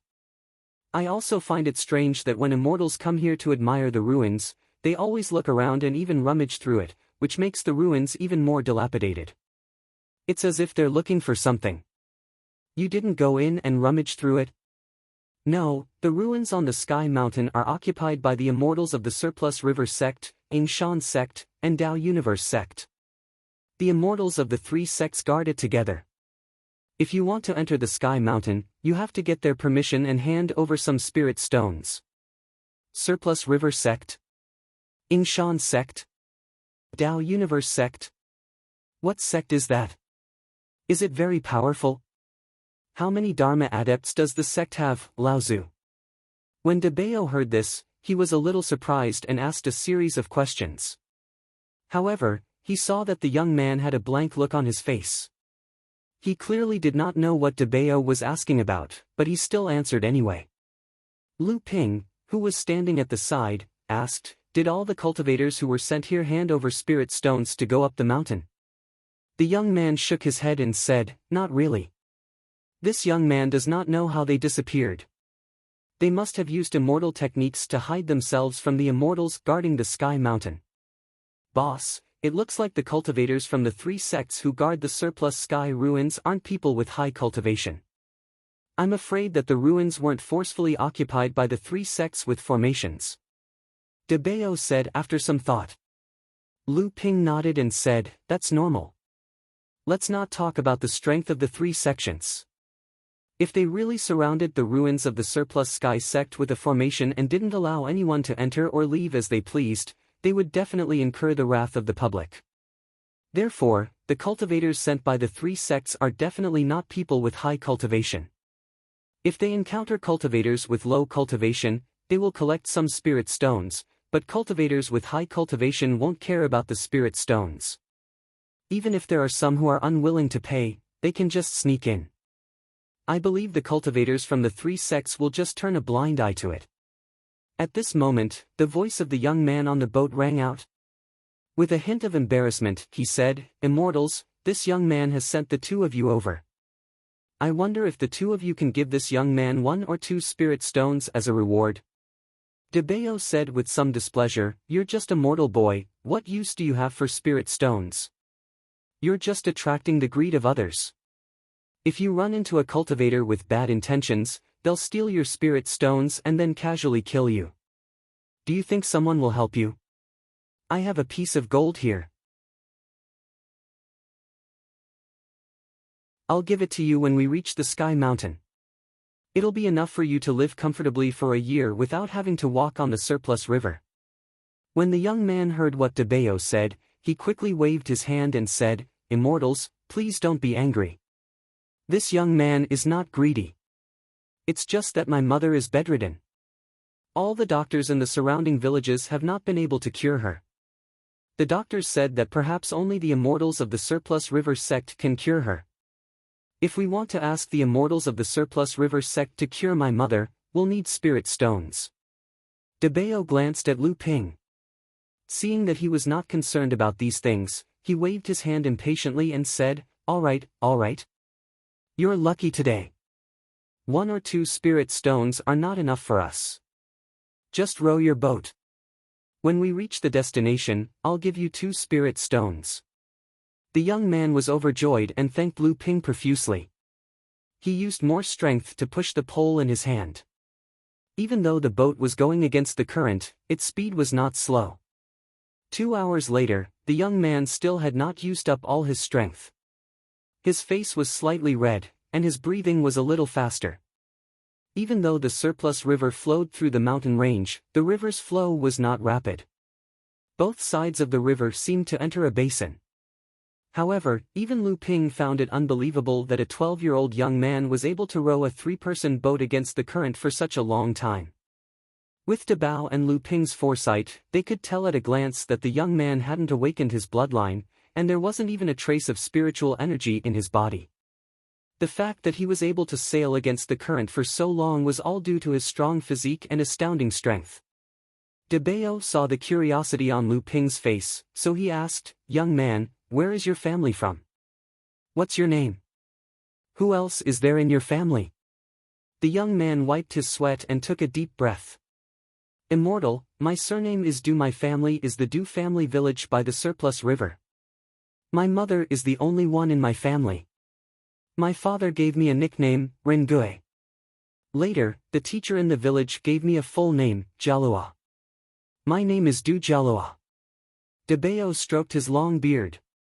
This action looked very funny to Du Jalua. He could not help but smile at Debeo. Debeo did not mind. Instead, he asked, "Little brother Du, you said that your mother's illness could only be treated by the cultivators of the Surplus River sect. I believe that your village is under the jurisdiction of the Surplus River sect. Then, didn't the cultivators of the Surplus River sect come to your village to activate your bloodline?" When he heard Debeo's question, Du Jialua, who had been smiling all this while, became much quieter. He said, "Why not? Unfortunately, I did not succeed."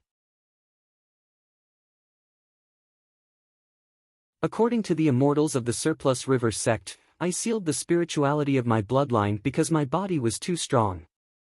I was unable to activate my bloodline. However, only 2 of the 20 to 30 children in my village were able to activate their bloodline and enter the Surplus River Immortals sect to become immortals. Debeo glanced at Lu Ping. When he saw Lu Ping's casual expression, he said softly, as expected.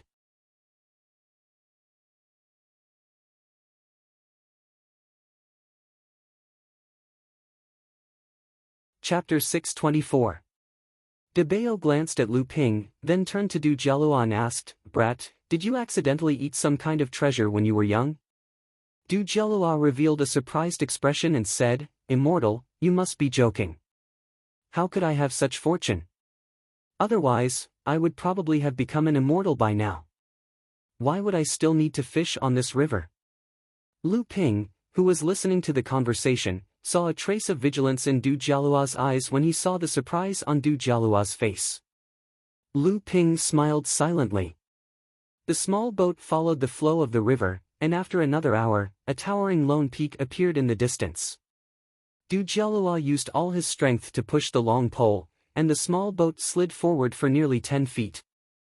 When he took the opportunity to retract the pole, he said with a smile, "Immortals, please take a look. We're almost at the lone peak of the heavenly mountain where the remnants of Ing Tian are located." Lu Ping looked at the lone peak that stood like a sharp sword from afar.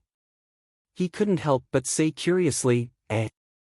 The lone peak of Sky Mountain is quite special. It actually divides the Ying River into 2 rivers. The Ying River just happens to circle the lone peak of Sky Mountain in the middle." Du Jialua revealed a look of astonishment and said, "This immortal indeed has good eyesight. This celestial mountain's lone peak is at least 10 miles away from us, yet an immortal can see it so clearly from such a distance. The Surplus River flows around Celestial Mountain's lone peak, which is how the Surplus Heavens sect got its name." When they reached the foot of the lone peak of Sky Mountain, Du Jialua steered the boat towards the shore. From afar, he could see a few rays of light rising from the mountainside and landing in the direction of Lu Ping and the others. "Hee, so it's the kid from the Du family. You're quite lucky today. You actually brought 2 cultivators here at once." When the light dissipated, 3 mid-blood condensation cultivators appeared. The 3 cultivators were wearing different robes. Clearly, they belonged to different sections. The one in the lead seemed to be familiar with Du Jialua as he started talking to him from afar. On the small boat, Du Jialua hurriedly bowed to the 3 of them and said, "Greetings, immortals. This time, I was just lucky.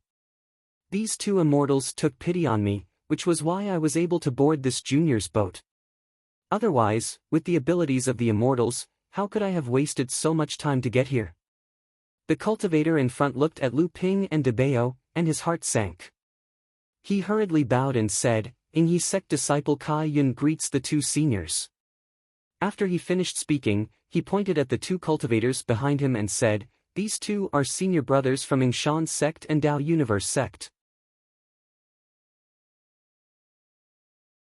The 2 cultivators who had come with Kai Yun had also discovered that Lu Ping and Debeo were exuding an unfathomable aura, and they hurriedly stepped forward to pay their respects. Debeo casually waved his hand and said, "The 3 of you don't have to do this. We are only here to see the ruins of Ing Tian and pay our respects to the #1 sect in the North Ice Plains in the past. I wonder what's left of the ruins on the peak of Tian Shan." Kai Yun revealed a troubled expression. The cultivation of the 2 cultivators in front of him was clearly unfathomable. In the past, when cultivators like Lu Ping arrived, they would directly enter the peak of Tian Shan. Why would they care about the disciples guarding the mountain? The cultivators from the three sects were also happy not to offend them. They would only stop cultivators below the core forging realm from entering the mountain and collect some fees from them. However, not only did these two not enter the peak of Tian Shan, but they even asked them about the ruins in a friendly manner. This caused Kai Yun and the others to be at a loss. Seeing that Kai Yun was momentarily stunned, De Bao said with some displeasure, "I heard that you guys have to pay spirit stones to enter the Yingtian ruins. Don't tell me that you won't even answer our questions if we don't pay? How stingy! How many spirit stones do we have to pay for a single trip up the mountain? Just name a number. As long as it's not too ridiculous, we won't care about such a small amount of money. However, please explain the situation of the Yingtian ruins to us clearly." Kai Yun and the others didn't expect these two to be so easy to talk to. They automatically skipped over the part that De Bao called them stingy, leaving only the second half of the sentence. Instantly, their faces lit up with ecstasy. The small amount of money, in the eyes of these core forging enlightened masters, was a huge fortune to these blood condensation realm cultivators. Hence, Kai Yun took the lead and said, "The ruins of the Yingtian ruins have been in ruins for thousands of years. However, the Yingtian sect was famous in the northern ice plains in the past. The sect's ancient books are as vast as the ocean. The two of you might be able to find some opportunities that others can't." Lu Ping looked in the direction that the three of them had come from. His divine sense instantly captured the traces of three core forging realm cultivators. They were obviously the strongest cultivators of the three sects stationed here. Furthermore, these three cultivators were also paying attention to Lu Ping and the others. After giving De Bao a look, De Bao took out two low-grade spirit stones. He threw one of them to Du Jialua, who was staring at Lu Ping and Kai Yun, but didn't dare to interrupt. He weighed the other spirit stone in his hand and said, "Kid, if you have nothing to do, wait for us here. When we come down, we'll take your boat back."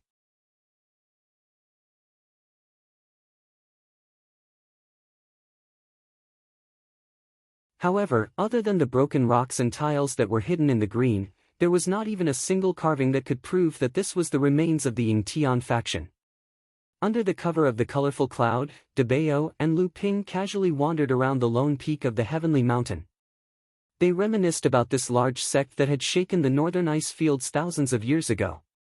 Even though the Yingtian sect had been destroyed for thousands of years, the layout of the Yingtian sect's buildings could still be seen from the broken walls on the lone peak of the heavenly mountain. Lu Ping wasn't proficient in the layout of formations. Otherwise, if Hu Lily was here, she would definitely be able to deduce and use the layout of the Yingtian sect's great sect protecting formation from the positions of these buildings. However, Lu Ping was quite knowledgeable when it came to deciphering the individual restrictions that made up a formation. It was a pity that the restrictions rarely used the location of the terrain. De Bao accompanied Lu Ping as they looked at the ruins of the Yingtian sect for a long time. Finally, he couldn't help but ask, "Boss, what's so interesting about these ruins?" Lu Ping smiled and said, "It doesn't matter if I don't understand them. I can only see some clues from the buildings of the Yingtian sect. However, I can record the layout of these buildings and their positions. In the future, when the Zhenling sect becomes a large sect, the various buildings on Heaven's Spirit Mountain will definitely need to be renovated and expanded. When that time comes, the layout of the Yingtian sect will be very useful for our sect. Even though the Yingtian sect was destroyed, the ruins are still in good condition. I'm afraid it won't be easy to find such well-preserved ruins in the world of cultivation." De Bao nodded his head as if he understood. After a while, he couldn't help but ask, "Boss, did you notice anything wrong with that little fellow called Du Jialua?" Lu Ping smiled and said, "He's just a lucky little fellow. It's rare for him to have some petty tricks up his sleeves." However, he didn't know that his little tricks might bring him a great calamity. Lu Ping looked at De Bao and couldn't help but ask curiously, "Did you discover something else?" Seeing that he actually knew something that even his boss didn't know, De Bao couldn't help but ask excitedly, "Boss, did you really not discover anything else?" Seeing that Lu Ping was amused and nodded his head, DeBayo's expression became even more excited. His mustache trembled as he chuckled softly and said, "Boss, there's a demonic aura on this kid's body." Demonic aura? Lu Ping was stunned for a moment. He really hadn't discovered this.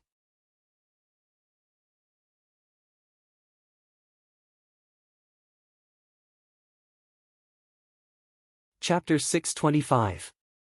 Demonic aura. Lu Ping asked in surprise. Clearly, he did not sense any demonic aura from Du Jialua's body. It's demonic aura. DeBayo pointed at his own nose proudly and said, "Even though the demonic aura is very faint and other demonic cultivators might not be able to sense it, he can't hide it from me." Lu Ping finally looked interested and asked, "Can you tell what kind of demonic cultivator he is?" DeBayo's face fell and he said, "Boss, it's already very good that I can sense the demonic aura from that kid. How can I tell what kind of demonic cultivator he is? But this kid is a real human and not a demon." "Of course. Otherwise, even if he could hide it from me, how could he hide it from the Yinghe sect's cultivator who performed a blood test on him and performed a spell on him after he was awakened by the bloodline of the Yinghe sect cultivator?" Lu Ping glanced at DeBayo and said, "You're saying that he has a demonic cultivator by his side?" "That's right." DeBayo's expression became more and more excited and he even looked a little impatient. "So what?" DeBayo's enthusiasm was doused by Lu Ping's disregard. "Boss, my good boss." DeBayo was so anxious that he ran around in circles in the cloud formed by the multicolored cloud light robe. "That kid is obviously lying. In the cultivation world, it's only because the bloodline is thin that the bloodline cannot be awakened. I've never heard of anyone being born with divine strength that can restrict their bloodline from refining spirit chi. That kid has obviously consumed a heavenly treasure that can strengthen his body. That's why his body is so much stronger than others and he can't awaken his bloodline." Seeing that Lu Ping was still indifferent, DeBayo finally couldn't take it anymore. He jumped in front of Lu Ping and said, "It's a heavenly treasure that can increase the strength of the body. Boss, look at that kid. He's just a mortal, without any spiritual power to purify his body, but he can actually increase the strength of his body to the level of a low-grade magic tool. Aren't you tempted? What heavenly treasure did he eat? That treasure is probably comparable to the azure wood pure jade fruit you obtained in the fallen ruins, right?" Lu Ping calmly said, "This kind of treasure can only be produced once in thousands of years, and it will usually wither after it matures. Since he has already eaten it, then even if I find the place where the treasure grew from through him, I'm afraid I won't be able to find anything. Sigh, since that's the case, I'll send that brat away after we descend the mountain. Originally, I thought that I would be able to obtain a treasure from that brat, but it looks like that won't be possible now."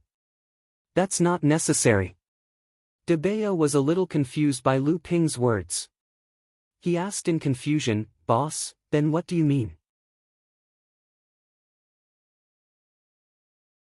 "Do you know that if a mortal doesn't have spiritual power to purify his body, even if he uses a treasure that strengthens his body, it's still impossible for the treasure's effect to be completely applied to his body?" "Then where will the effect be?" DeBayo asked in confusion, "Will it be wasted?" "A large part of the treasure's effect will be hidden in the mortal's bloodline. This is the main reason why Du Jialua can't awaken his bloodline." DeBayo was now completely confused. He didn't know what Lu Ping was planning to do, so he could only flatter him. "This kind of situation, I'm afraid only an alchemy grandmaster like Boss would be able to see through it. The cultivator from the Yingtian faction responsible for awakening the young man's bloodline probably doesn't even know what's going on." "No, he knows what's going on." Lu Ping's gaze suddenly became cold, and DeBayo suddenly felt a bone-piercing chill. However, he heard Lu Ping continue, "To be able to activate the young man's bloodline awakening ceremony, the cultivator must at least be at the core forging stage. As an alchemy grandmaster, how could he not know the effect of a treasure that strengthens the body on a mortal?"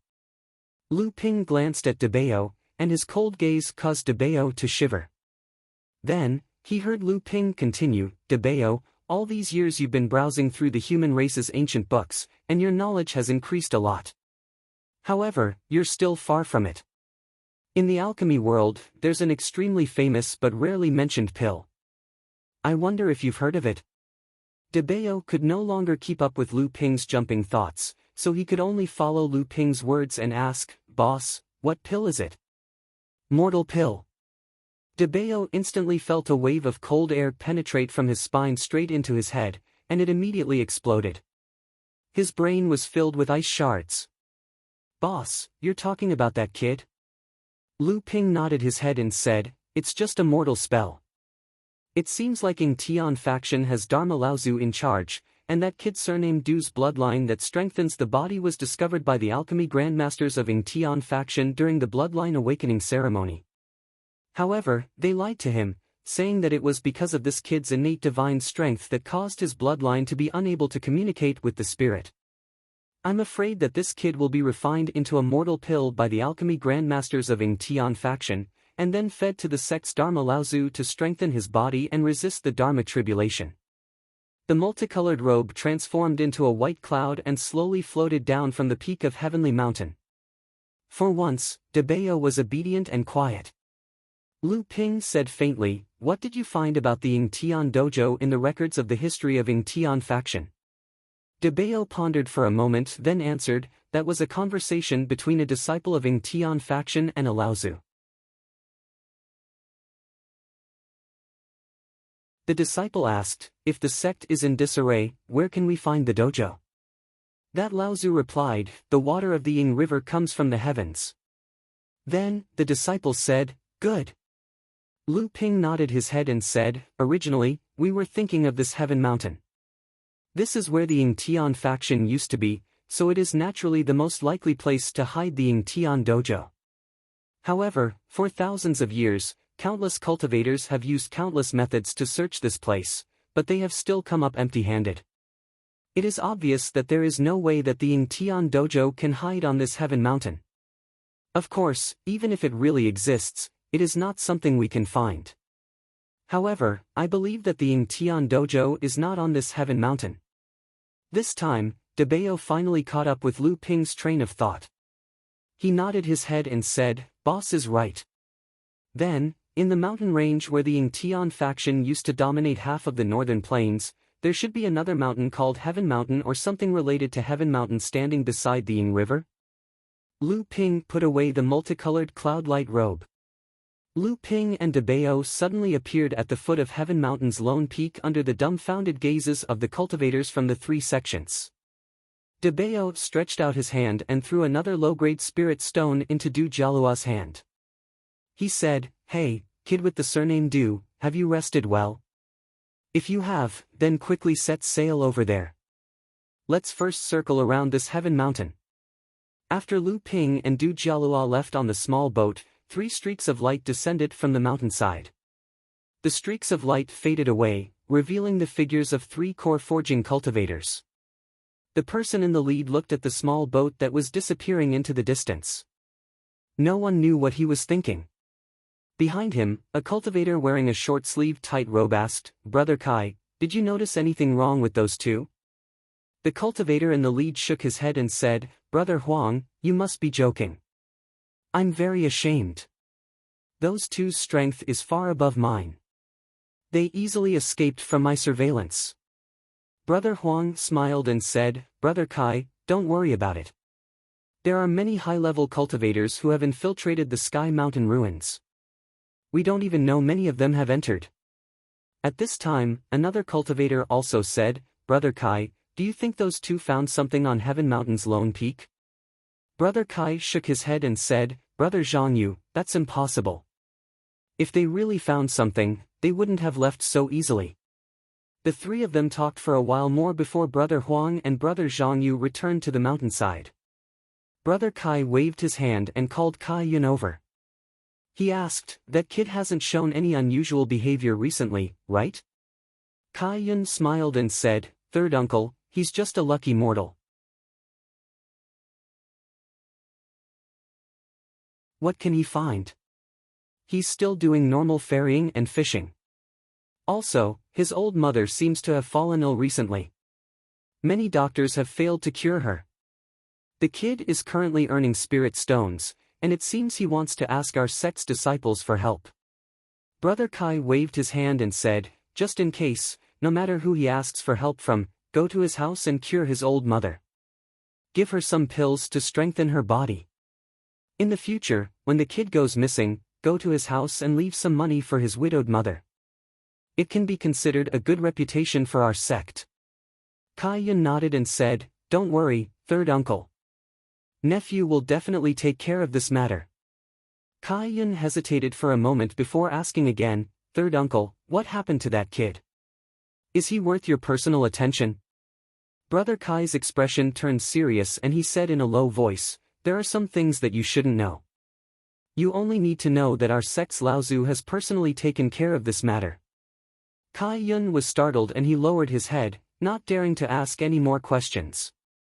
Above the Ying River, Lu Ping was resting with his eyes closed. De Bao couldn't stay still, so he began to chat with Du Jialua. Oh, you're saying that the cultivator with the surname Kai was one of the cultivators who presided over the bloodline awakening ceremony for the children in your village? Du Jialua nodded and said, that's right. That immortal Kai came with his third uncle. At that time, all the cultivators listened to his third uncle. I, Immortal Kai, am the best. He used immortal techniques to help the village do a lot of things. Everyone still remembers his kindness.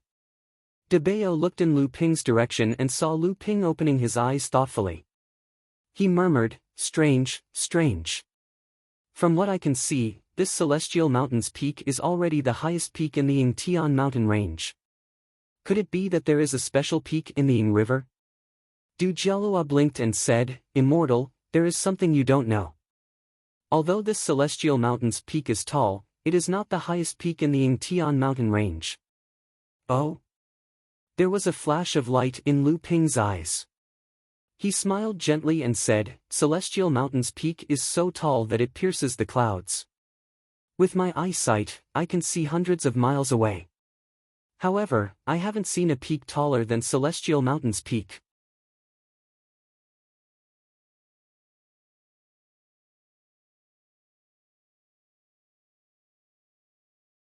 Chapter 626. Du Jialua said in a serious tone, in fact, there is a mountain 200 kilometers away that is even higher than the solitary peak of the Heavenly Mountain. It's just that this mountain is too high. The top of the mountain is covered in ice and snow all year round, and it's surrounded by clouds and mist. Under normal circumstances, this mountain can't be seen. Without waiting for Lu Ping to ask, De Bao impatiently asked, Snow Mountain? That'll be fun. Do you know the location of this mountain? Du Jialua pointed to the Ying River under his feet and said, the meltwater of the Snow Mountain is the source of the Ying River. De Bao's face lit up, but he heard Lu Ping calmly ask, do you know the name of the Snow Mountain? The Silent Peak. The old people have a saying, if you don't dare speak loudly, you'll startle the people in heaven. This is the Silent Peak. Because it's so high, people believe that it's closest to the celestial realm in heaven. If someone speaks loudly from the top, they might disturb the celestial realm and be punished by the celestial realm. At the end of the Ying River was the Silent Speech Peak, which was covered by thick white clouds all year round. Therefore, after being tens of miles away from the peak, people could only see a mass of clouds instead of the towering snow-capped mountains. Two streaks of light streaked across the sky and crashed straight into the white clouds, disappearing without a trace. Boss, I didn't expect your talisman crafting skills to be so high. But why did you give a talisman to that kid? De Bao recalled that after the two of them learned of the Silent Peak's existence, Lu Ping gave Du Jialua a golden talisman he made after advancing to the late core forging stage. He said, Kid, it's your opportunity to take us on a tour of the Ying River. Keep this talisman well. If your life is in danger, just tear this talisman and it might save your life. However, eldest brother, did you really need to give him a late core forging talisman? If I'm not mistaken, that talisman should have sealed the true essence sword chi inside. With your current strength, if you activate that talisman, even an early core forging cultivator would die if they were caught off guard, right? But that kid doesn't have any spiritual energy, so how could he activate it? Lu Ping smiled. Do you know what I used to earn spirit stones to cultivate when I was in the blood refining stage? Before DeBeo could ask, Lu Ping continued, yes, charm crafting. Although I haven't been focusing on charm crafting for the past few years, my craftsmanship hasn't fallen too far behind. A few days ago, I learned a storage charm from martial uncle Xian Ju. It allows me to store a strand of my true essence into it. So, I fused the storage charm with the true essence 1 Chi sword treasure. As long as that kid isn't too stupid and can tear the charm in time, the true essence in the storage charm will naturally activate the true essence 1 Chi sword treasure. Hiss! DeBeo sucked in a mouthful of cold air and said, how did you fuse 2 talismans? You should know that the power of a talisman varies from person to person. The power of a talisman can never be compared to the power of the talisman maker's own true essence. But your talisman, no matter who uses it, can maintain the power of the talisman. If martial uncle Xian Ju knew about this, I'm afraid he would be as crazy as Lao Tzu when he saw the Nachuan cauldron, right? On the summit of the wordless peak, the biting cold wind was not only cold but also fierce. The cold wind was like a small knife constantly cutting people's skin. Fortunately, Lu Ping and DeBeo were core forging stage cultivators, so they could naturally ignore the cold wind. The bare mountaintop was left with only ice and snow, accompanied only by the howling cold wind. Big brother, have you found any traces of a hidden space? Lu Ping's eyes flickered with a green light. The power of the 3 pure true pupils that had fused with 5 kinds of water attribute treasures was even more powerful. However, Lu Ping circled around the wordless peak for a long time, but he still couldn't find any traces of a hidden space. Lu Ping pondered for a moment, then his eyes lit up and said, come, let's go to the source of the abundant river. The two descended the mountain and followed the main stream of the abundant river towards the wordless peak. Following the abundant river, the source was actually formed by many tributaries. Lu Ping and DeBeo only followed the largest of the tributaries, until they arrived at a slope covered by a vast layer of ice. Looking at the clear flowing water under the ice, DeBeo touched his mustache and asked in confusion, Big brother, what can we find here? Not hearing Lu Ping's answer, DeBeo couldn't help but raise his head to look at Lu Ping. He saw that Lu Ping was looking at the border of the ice field and the ground not far away. DeBeo followed Lu Ping's gaze and saw a pile of rubble. Lu Ping strode towards it with DeBeo following closely behind without saying a word.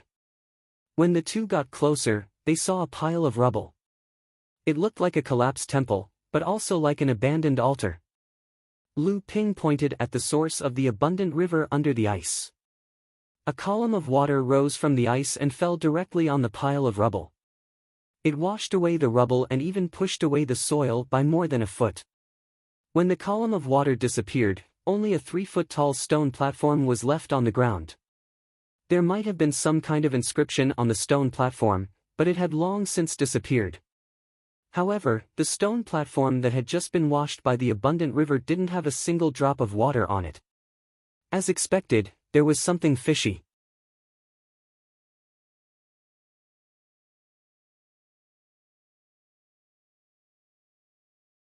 The clay pot was still placed in the hidden groove, intact.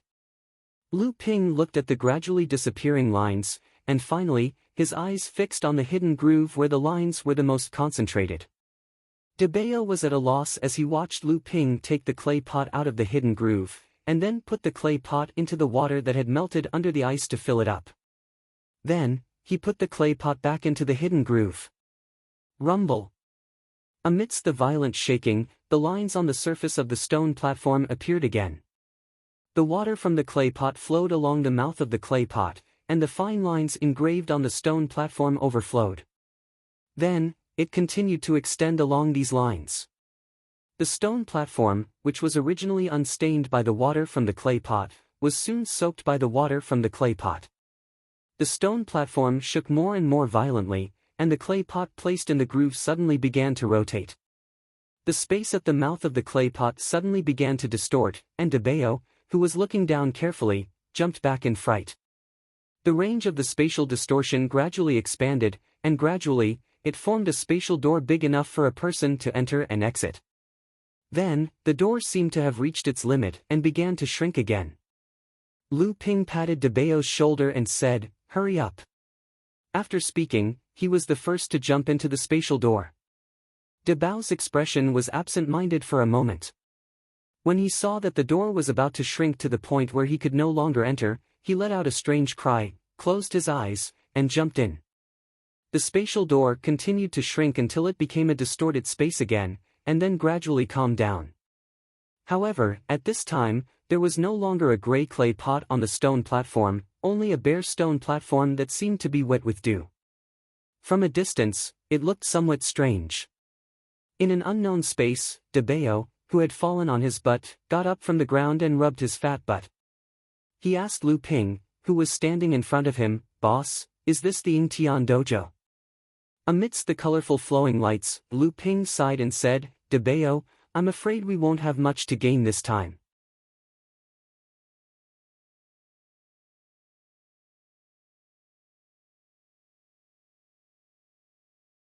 Chapter 627.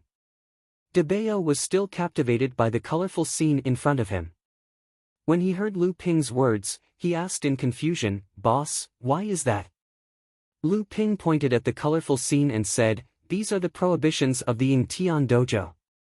After the Yingtian sect activated the sect-protecting formation and hid the true legacy dojo in the void, every link of the formation in the dojo was covered by prohibitions. That's why the scene in front of us is like this.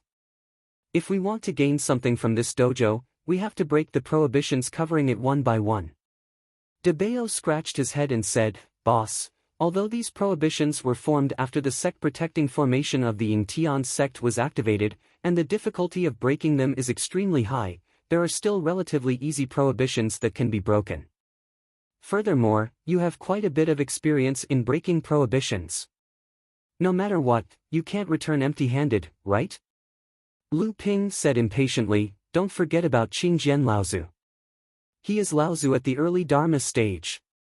No matter how good I am at breaking prohibitions, I am only a late core forging adept.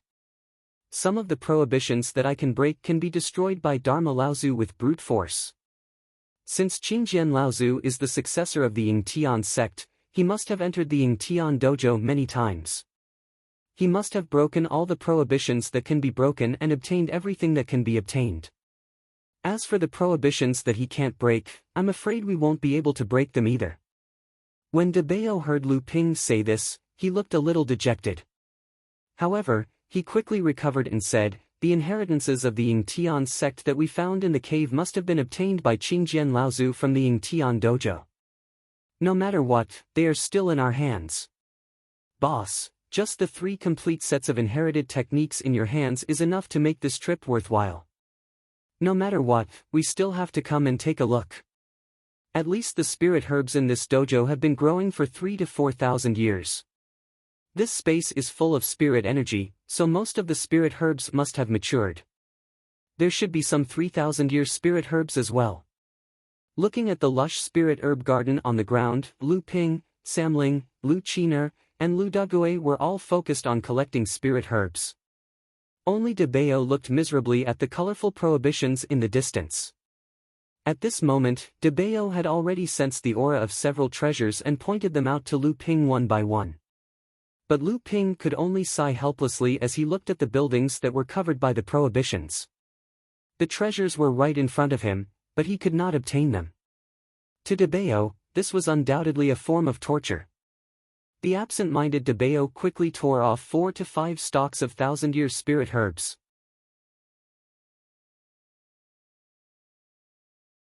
One of them was even a 3,000-year spirit herb that was often used to refine Dharma pills.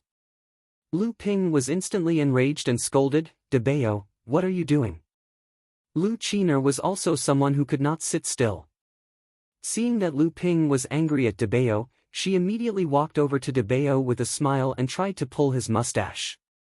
De Bao was so frightened that he retreated a few steps and tried to use the earth escape technique to escape. This was originally De Bao's usual trick, but he had forgotten that this Yingtian dojo was the final inheritance ground of the Yingtian faction. There were countless prohibitions intertwined, so how could he use the earth escape technique? Debeo stood up from the ground, clutching his forehead. However, there was now a large bruise on his forehead.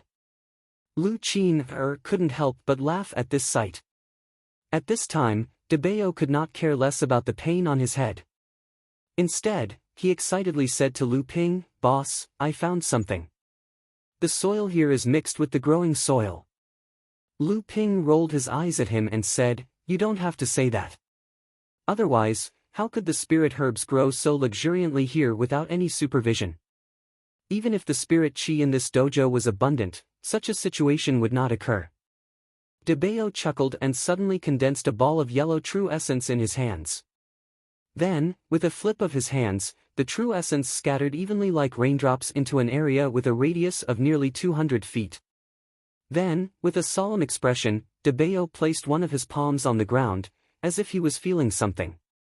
Only Lu Ping's 3 pure eyes could see that there was a continuous flow of true essence in Debeo's palms that was scattering in all directions, resonating with the yellow true essence that had been scattered into the ground earlier.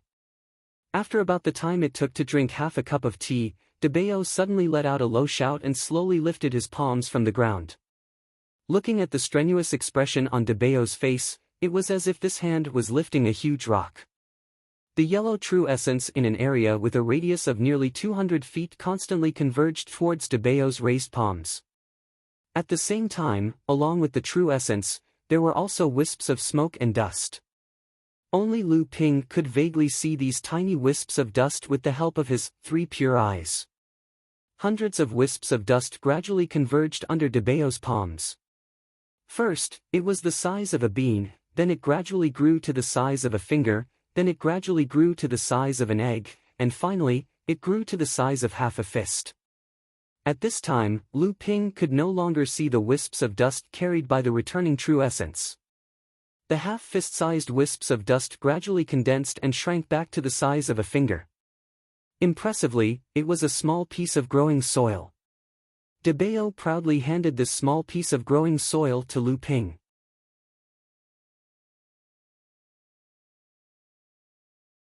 Lu Ping held the growing soil and looked at it for a moment. He said, "It's very pure, and the quality is extremely high. I didn't think that after advancing to the core forging stage, Debeo would actually have such an ability." Debeo became more and more proud of himself. Lu Qiner didn't miss this opportunity and said, "Debeo is awesome. Look at this spirit grass garden, it's only a few hundred feet in radius.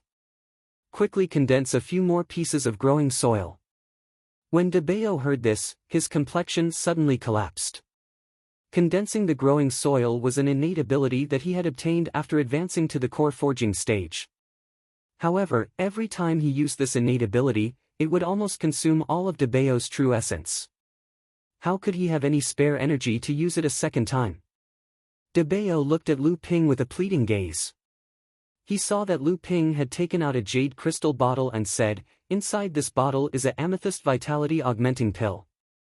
It's a pill that I modified using amethyst honey to restore true essence. Take it and restore your true essence as soon as possible.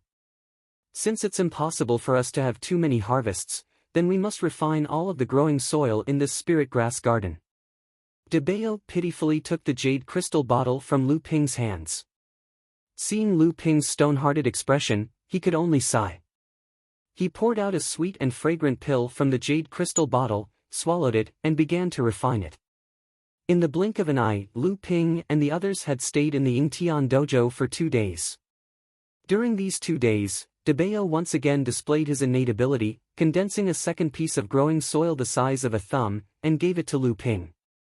At this time, Lu Ping was standing in front of a building that was covered by the light of a restriction spell. After 3 days of investigation, Lu Ping had finally found 5 areas where the power of the restriction spell was the weakest. Perhaps because these 5 areas were hidden very well, and Qingjian Laozu was obviously not very good at breaking restrictions, they were not found and broken by Qingjian Laozu. However, Lu Ping believed that he only had a 20% to 30% chance of breaking the restriction spell in these 5 areas, even if he went all out. At this moment, there was a sudden explosion behind him. Lu Ping suddenly turned around and saw Debeo running over excitedly, shouting loudly, "Boss, come and see what I found." Lu Ping's heart skipped a beat, and he turned around to follow Debeo. Lu Ping looked at the cave in front of him and asked curiously, "How did you find this place?" It turned out that when Debeo was preparing to condense the growing soil in the spiritual herb garden for the third time, he suddenly discovered that the spiritual energy in a corner was a little weak. That corner was an area that Qingjian Laozu had opened up after they entered the dojo.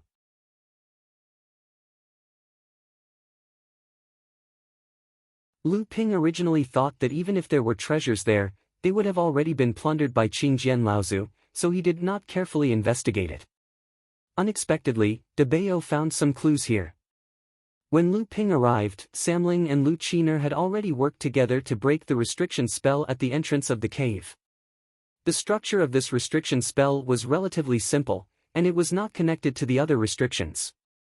It seemed to have been set up temporarily, but it was broken so easily.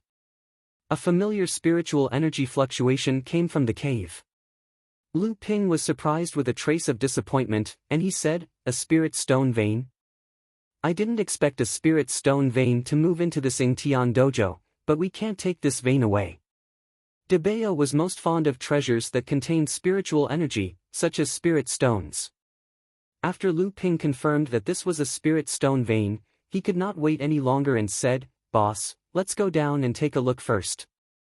Lu Ping pondered for a moment and said, "All right."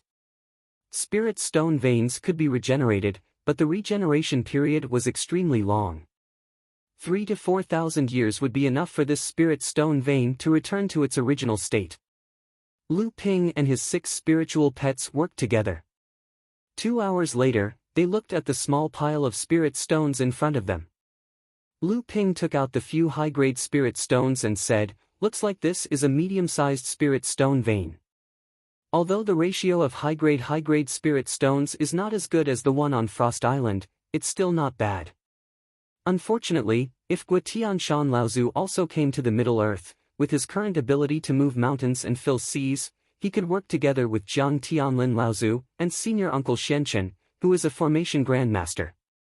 Then, they might be able to move this medium-sized spirit stone vein. We are powerless to do anything at the moment. Debeo wanted to dig in the spirit stone vein first, but time was limited. With Lu Ping's current net worth, he did not care about the tens of millions of spirit stones, so he asked Lu Qiner to pull Debeo's beard and pull him out of the spirit stone vein. After Debeo handed the third piece of breathing soil to Lu Ping had already surveyed the area where the restriction fluctuation was the weakest. He already had a plan in mind, so he called all 6 spiritual pets over, and then directly flicked a drop of core forging stage royal jelly into Debeo's mouth. This drop of royal jelly made Debeo's chubby face red, and allowed him to quickly recover his Jin Yuan. After thinking for a while, Lu Ping also called out the Amethyst Bee King, Zilan. Lu Ping could not dissolve the restriction invisibly, so he could only use a 2-pronged method of cracking and breaking. Therefore, Lu Ping could only gather everyone's strength and try to increase the power of breaking by force.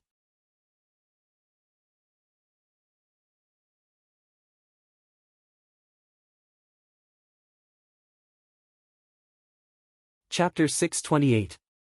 The restriction that Lu Ping and the others were facing was emitting a rainbow-colored light. Lu Ping's hands formed a series of hand seals. Rays of blue and purple light flashed in his hands and then shot towards the rainbow-colored restriction. As Lu Ping cast out the hand seals, the light on the barrier's surface gradually weakened. First, it turned into 6 colors, then 5, then 4, and finally, when it reached 3 colors, it finally stopped moving. "Now!" Lu Ping shouted, and the 3 spirits reacted first. As if they had a telepathic connection, they used the wind to strengthen the water and the water to form ice. The wind whip, water halberd, and ice arrow all rushed towards the tricolored seal at the same time. After Samling consumed the heart-dissolving pill refined by Lu Ping, he was now at the 3rd layer of core forging. Samling was a top-rank demonic beast. Even a 5th or 6th layer core forging cultivator wouldn't dare to underestimate this attack. After the explosion, the 3-colored restriction became a lot dimmer. However, in the end, it wasn't able to reduce the three-colored restriction to only 2 colors. At this time, Lu Qin also made her move. Lu Qin had already advanced to the 4th stage of core forging, and after refining the wind and fire dual attribute spirit items, her strength had increased tremendously. This time, she deliberately let the 3 spirits attack first because she wanted to see how strong she had become. A pair of flywheels suddenly appeared in Lu Qiner's hands. One was azure and the other was fiery red. The 2 wind wheels smashed into the restriction one after the other. Finally, the 3-colored restriction was reduced to 2 colors. Lu Qiner giggled and proudly looked at Sam Ling. At this time, Lu Dague's attack arrived. A huge fist condensed in the sky. Then, he used his own life treasure refined from his tortoiseshell to form a glove and fiercely smashed down. Although it looked very powerful, in reality, it was not as powerful as any one of the Samling. As for Debeo, he barely managed to shoot out an earthen yellow true essence, which condensed into a boulder in midair and smashed into the light screen. It could be considered as doing his best. Although Debeo and Dague were both at the first layer of core forging, the difference in strength between Debeo and Dague was too great. Just before the boulder fell from the sky, a sound like the gurgling of water soared into the sky. A huge silver sword slashed down. Poochie! As if chopping melons and vegetables, the remaining 2 colored lights were suddenly cut down. Then, a sound like silk ripping could be heard. The thing hidden behind the restriction finally appeared in front of Lu Ping and the others. After Lu Ping refined the Changlu sword, it showed great power. It was worthy of being a spirit-nourishing treasure with 8 treasured restrictions.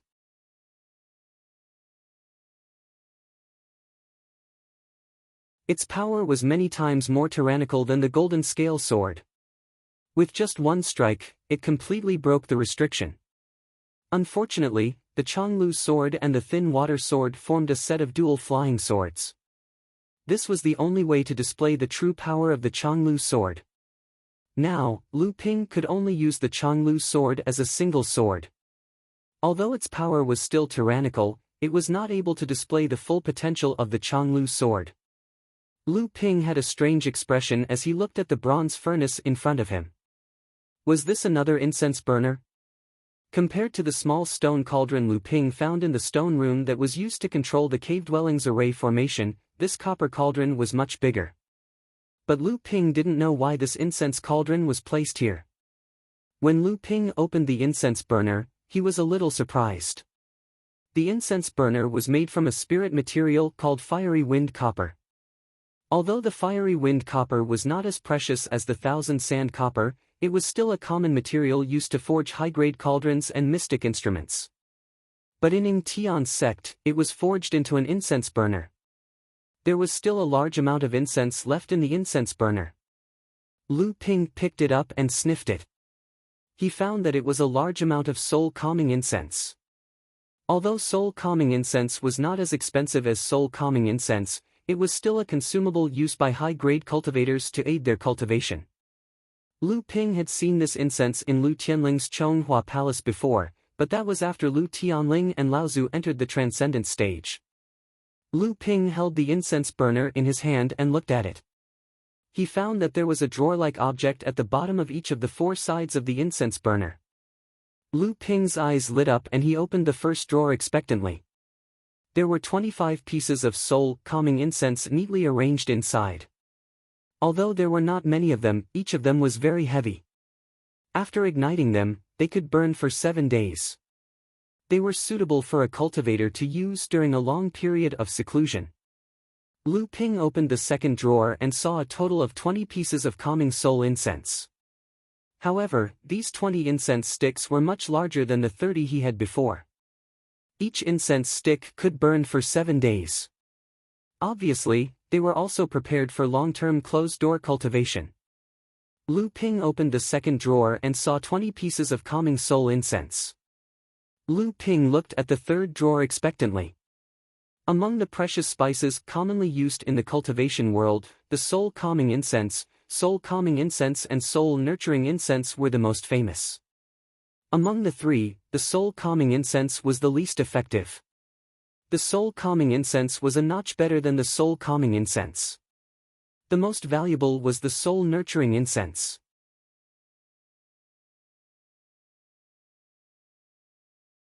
Not only was the soul-nurturing incense more effective than the soul-calming incense in gathering one's consciousness, nourishing one's divine will and healing injuries, but the soul-nurturing incense also had many rare benefits for a cultivator's divine will. With a glimmer of hope, Lu Ping opened the third drawer. As expected, there were 12 pieces of soul-nurturing incense inside. Lu Ping was overjoyed. The soul-nurturing incense was highly sought after by some Dharma adepts in the cultivation world. It was said that the soul-nurturing incense had an obvious effect on stabilizing, strengthening, and recovering one's Dharma power. Although what he found in the first 3 drawers was unexpected, Lu Ping felt that it was worth it. What was in the last drawer? Among the precious spices in the cultivation world, although these 3 spices were the most famous and had the most uses, it did not mean that these 3 spices were the most valuable. In the cultivation world, there were some spices that were not as widely used as these 3 spices, but they had unique effects that were amazing. Lu Ping opened the 4th drawer with a heart full of anticipation. However, his enthusiasm was met with a bucket of cold water. Incense ash. How could he have forgotten about this? Lu Ping smiled bitterly and shook his head. This drawer was used to store the incense ash left after the spices were burned. Lu Ping put away the incense burner and then looked at the area where the restriction had been opened. It was obviously a relatively remote corner. Except for the incense burner in the corner, the other places were empty and there was nothing else.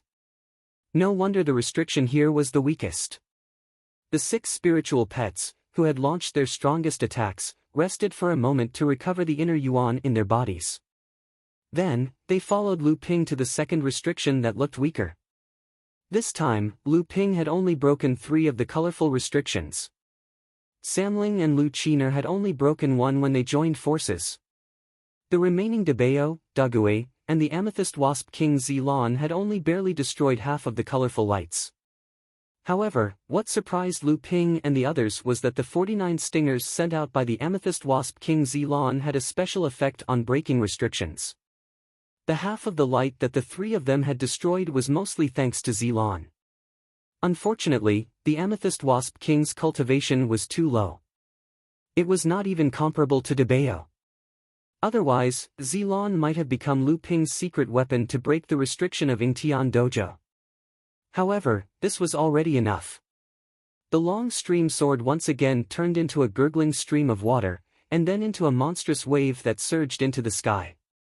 Wave after wave, the long stream sword smashed 1.5 rays of colorful light in one fell swoop.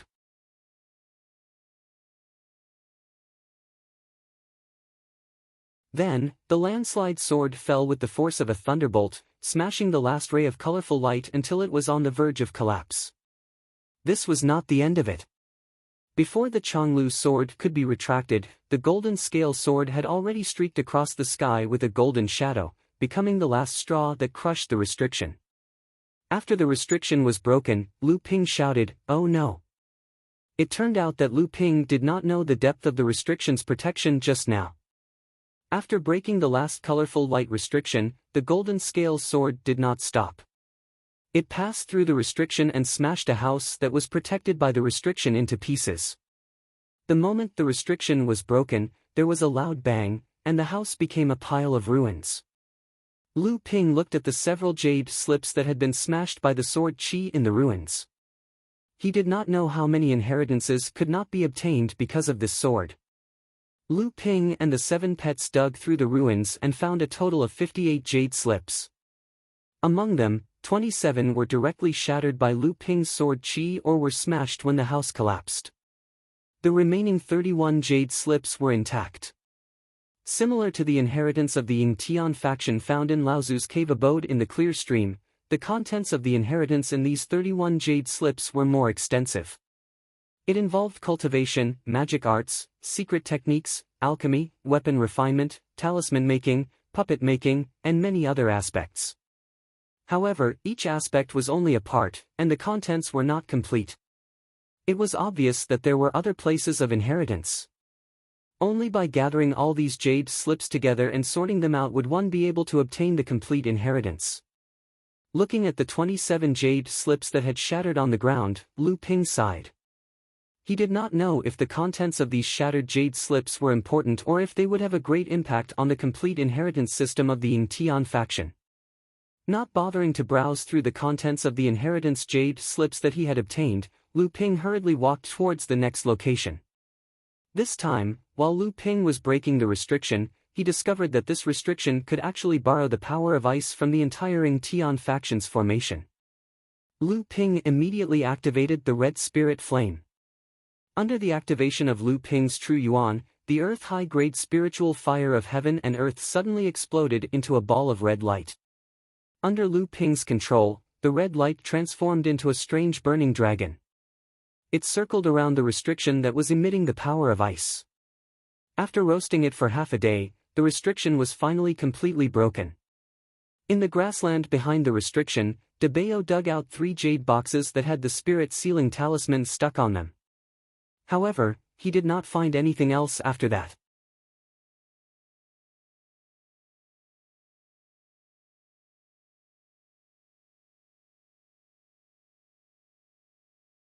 Chapter 629. He didn't think that the Yingtian sect didn't have this kind of hobby. Lu Ping thought about it and decided to open the 3 boxes with the spirit sealing talismans to take a look. Lu Ping carefully opened the spirit sealing talisman on the first box. After opening it, his eyebrows jumped up. This was a practitioner weapon. Lu Ping played with this practitioner weapon for a while. This was a mountain-moving practitioner weapon. After using it, it could press the weight of a small mountain on the opponent's body, greatly limiting the opponent's movement. This would allow one to find a chance to defeat the enemy. It could be said that this was a very good practitioner weapon. Practitioner weapons were a type of talisman that only transcendent stage cultivators could make, while talisman treasures were core forging stage cultivators who sealed their own spells and talismans. The difference between practitioner weapons and talisman treasures was not only because of the difference in the maker, but also because practitioner weapons were stronger than talisman treasures. The biggest difference was that talisman treasures could only be used 3 times before they became useless, while practitioner weapons could be used continuously. After using up the spells of the transcendent stage cultivator sealed in the practitioner weapon, as long as the seal inscriptions in the practitioner weapon were not destroyed, the cultivator could continue to replenish their True Yuan into the practitioner weapon. When the True Yuan replenished reached a certain level, the practitioner weapon could be used again. Lu Ping had seen practitioner weapons on his junior sister Jiang Xianxian and the others before. Although the power of a practitioner weapon was stronger than a talisman treasure, with Lu Ping's current strength, as long as it wasn't a practitioner weapon that was personally activated by Transcendence Laozu, he wouldn't be too concerned. Lu Ping casually threw the practitioner weapon to De Bayo. Among his 7 spiritual pets, only De Bayo was an earth attribute demon beast.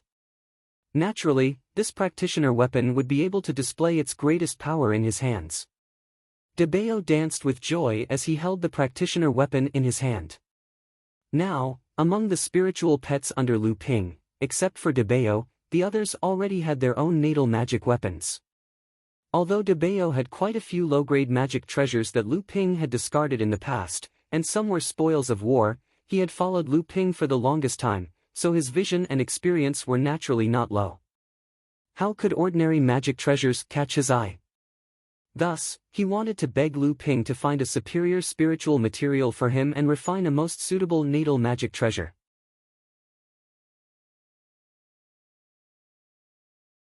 But now that he had a talisman weapon in hand, De Bayo's first layer core forging cultivation could temporarily alleviate the awkward situation of not having a life-bonded magic treasure and his own weak strength.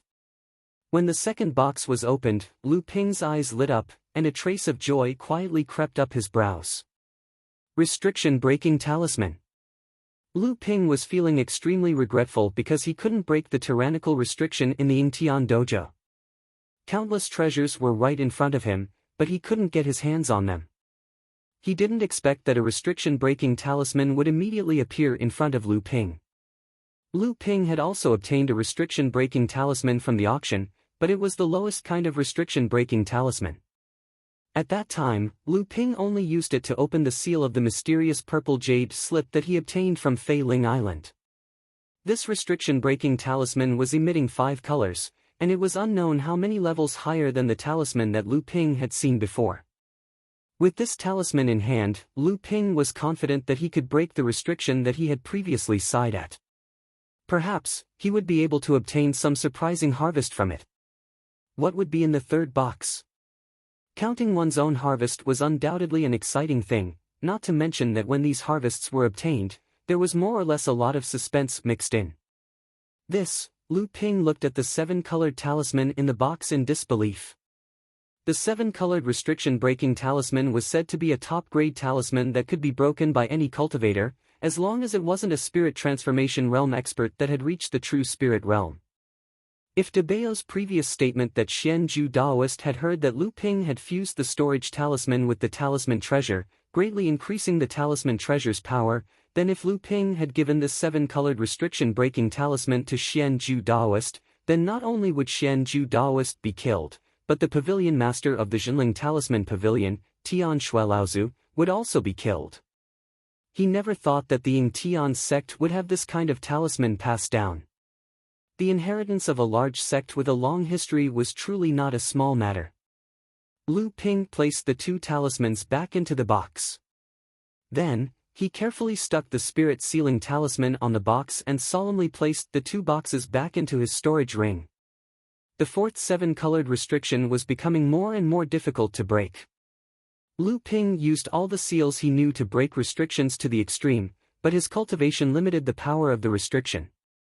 In the end, the 7-colored restriction only had 5 rays of light left. Even with the 7 spirit pets working together, they were only able to destroy 1 ray of light.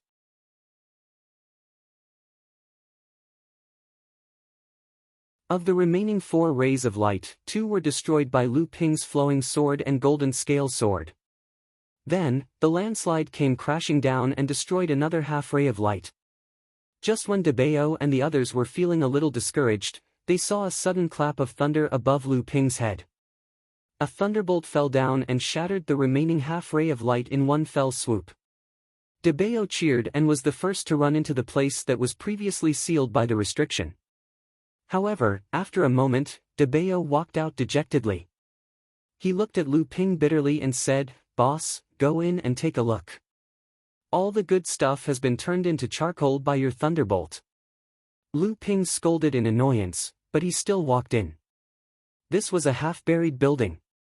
There were many body parts made of various spiritual materials. There were also a few assembled into human or beast models. However, most of them had been turned into charcoal by the thunderbolt of the 7 treasure thunder calabash. Lu Ping said with some surprise, "This is the place to make puppets? Let's find out if there are any ancient books about making puppets." Everyone turned the building upside down.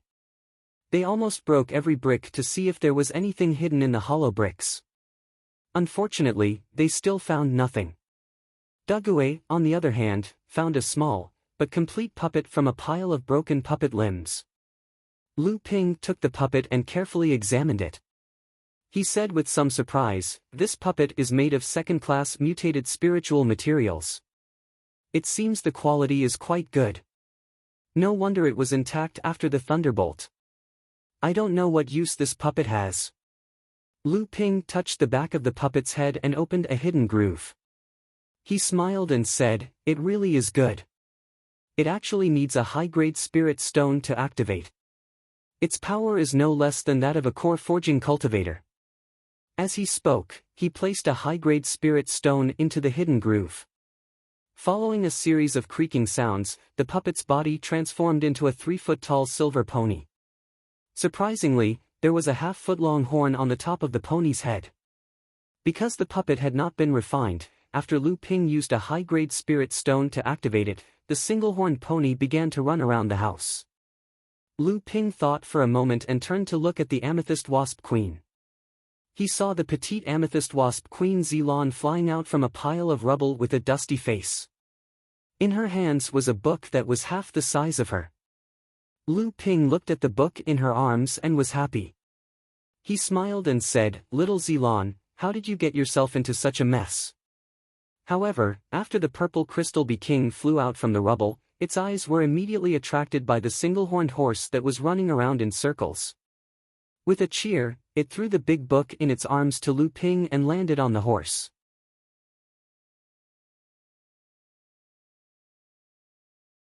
It excitedly pulled on the horse's reins and shouted, "Hiya, hiya." Lu Ping smiled and taught the purple crystal queen bee the method to refine puppets. He then gave her 50 high-grade spirit stones and let her ride the pony. Lu Ping looked at the large book in his hand with a rather strange expression. The Ying Tian sect's inheritance arrangements in the dojo were indeed a little strange. Putting aside the fact that they had messed up all the books and randomly scattered them, the dojo was obviously a place for making puppets. Yet, Lu Ping and the others found an inheritance book about making charms in the dojo. Lu Ping was speechless as he skimmed through the book. He found that it recorded some high-level talisman-making methods. What made Lu Ping happy and depressed was that he also found the method to make talisman-breaking talismans.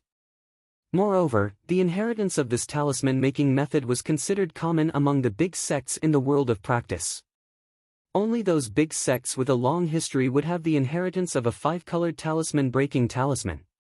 As for the inheritance of a complete 7-colored talisman-breaking talisman, only those big sects would have such a heritage. It could be said that although the Ying Tian sect's talisman inheritance book that Lu Ping had obtained was not complete, the value of the talisman-breaking talisman alone was comparable to a complete inherited technique that could be practiced to the late Dharma stage. However, what made Lu Ping a little frustrated was that the inheritance of this talisman-breaking talisman was extremely profound. It was not something that Lu Ping could master right now. Moreover, even if he had mastered the inheritance of the talisman-breaking talisman, with Lu Ping's current level of practice, he could only make a 4-colored talisman-breaking talisman. Moreover, to make a talisman was not something that could be completed in a short period of time. Although this kind of high-level talisman could not be compared to refining weapons, it would take a few days or even a month of effort to successfully make it. De Bayo looked at the bright light that shot up into the sky from the 5th 7-colored talisman and said to Lu Ping with uncertainty, "Boss, why don't we use the 5-colored talisman-breaking talisman that you obtained earlier for this one?" Lu Ping shook his head and pointed at the training ground that was covered by countless talismans in the distance. He said, "We are still at the outermost area of the training ground, and the places that we see are usually only covered by 1 7-colored talisman. The other places that are covered by 2, 3, or even more talismans are obviously the more important areas of the Ying Tian sect. If we use this 5-colored talisman-breaking talisman on the outermost area, that would be too much of a waste."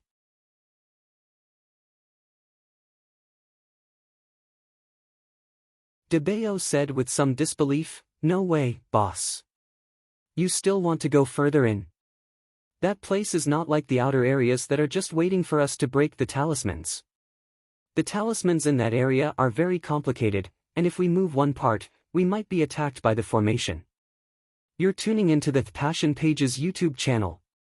We're so grateful for your support, and don't forget to subscribe to join us on this incredible journey through captivating stories. Your generosity through donations truly makes a world of difference, as it's the primary source of revenue that allows me to expand and enhance this channel for you. Thank you from the bottom of my heart for being a part of this adventure.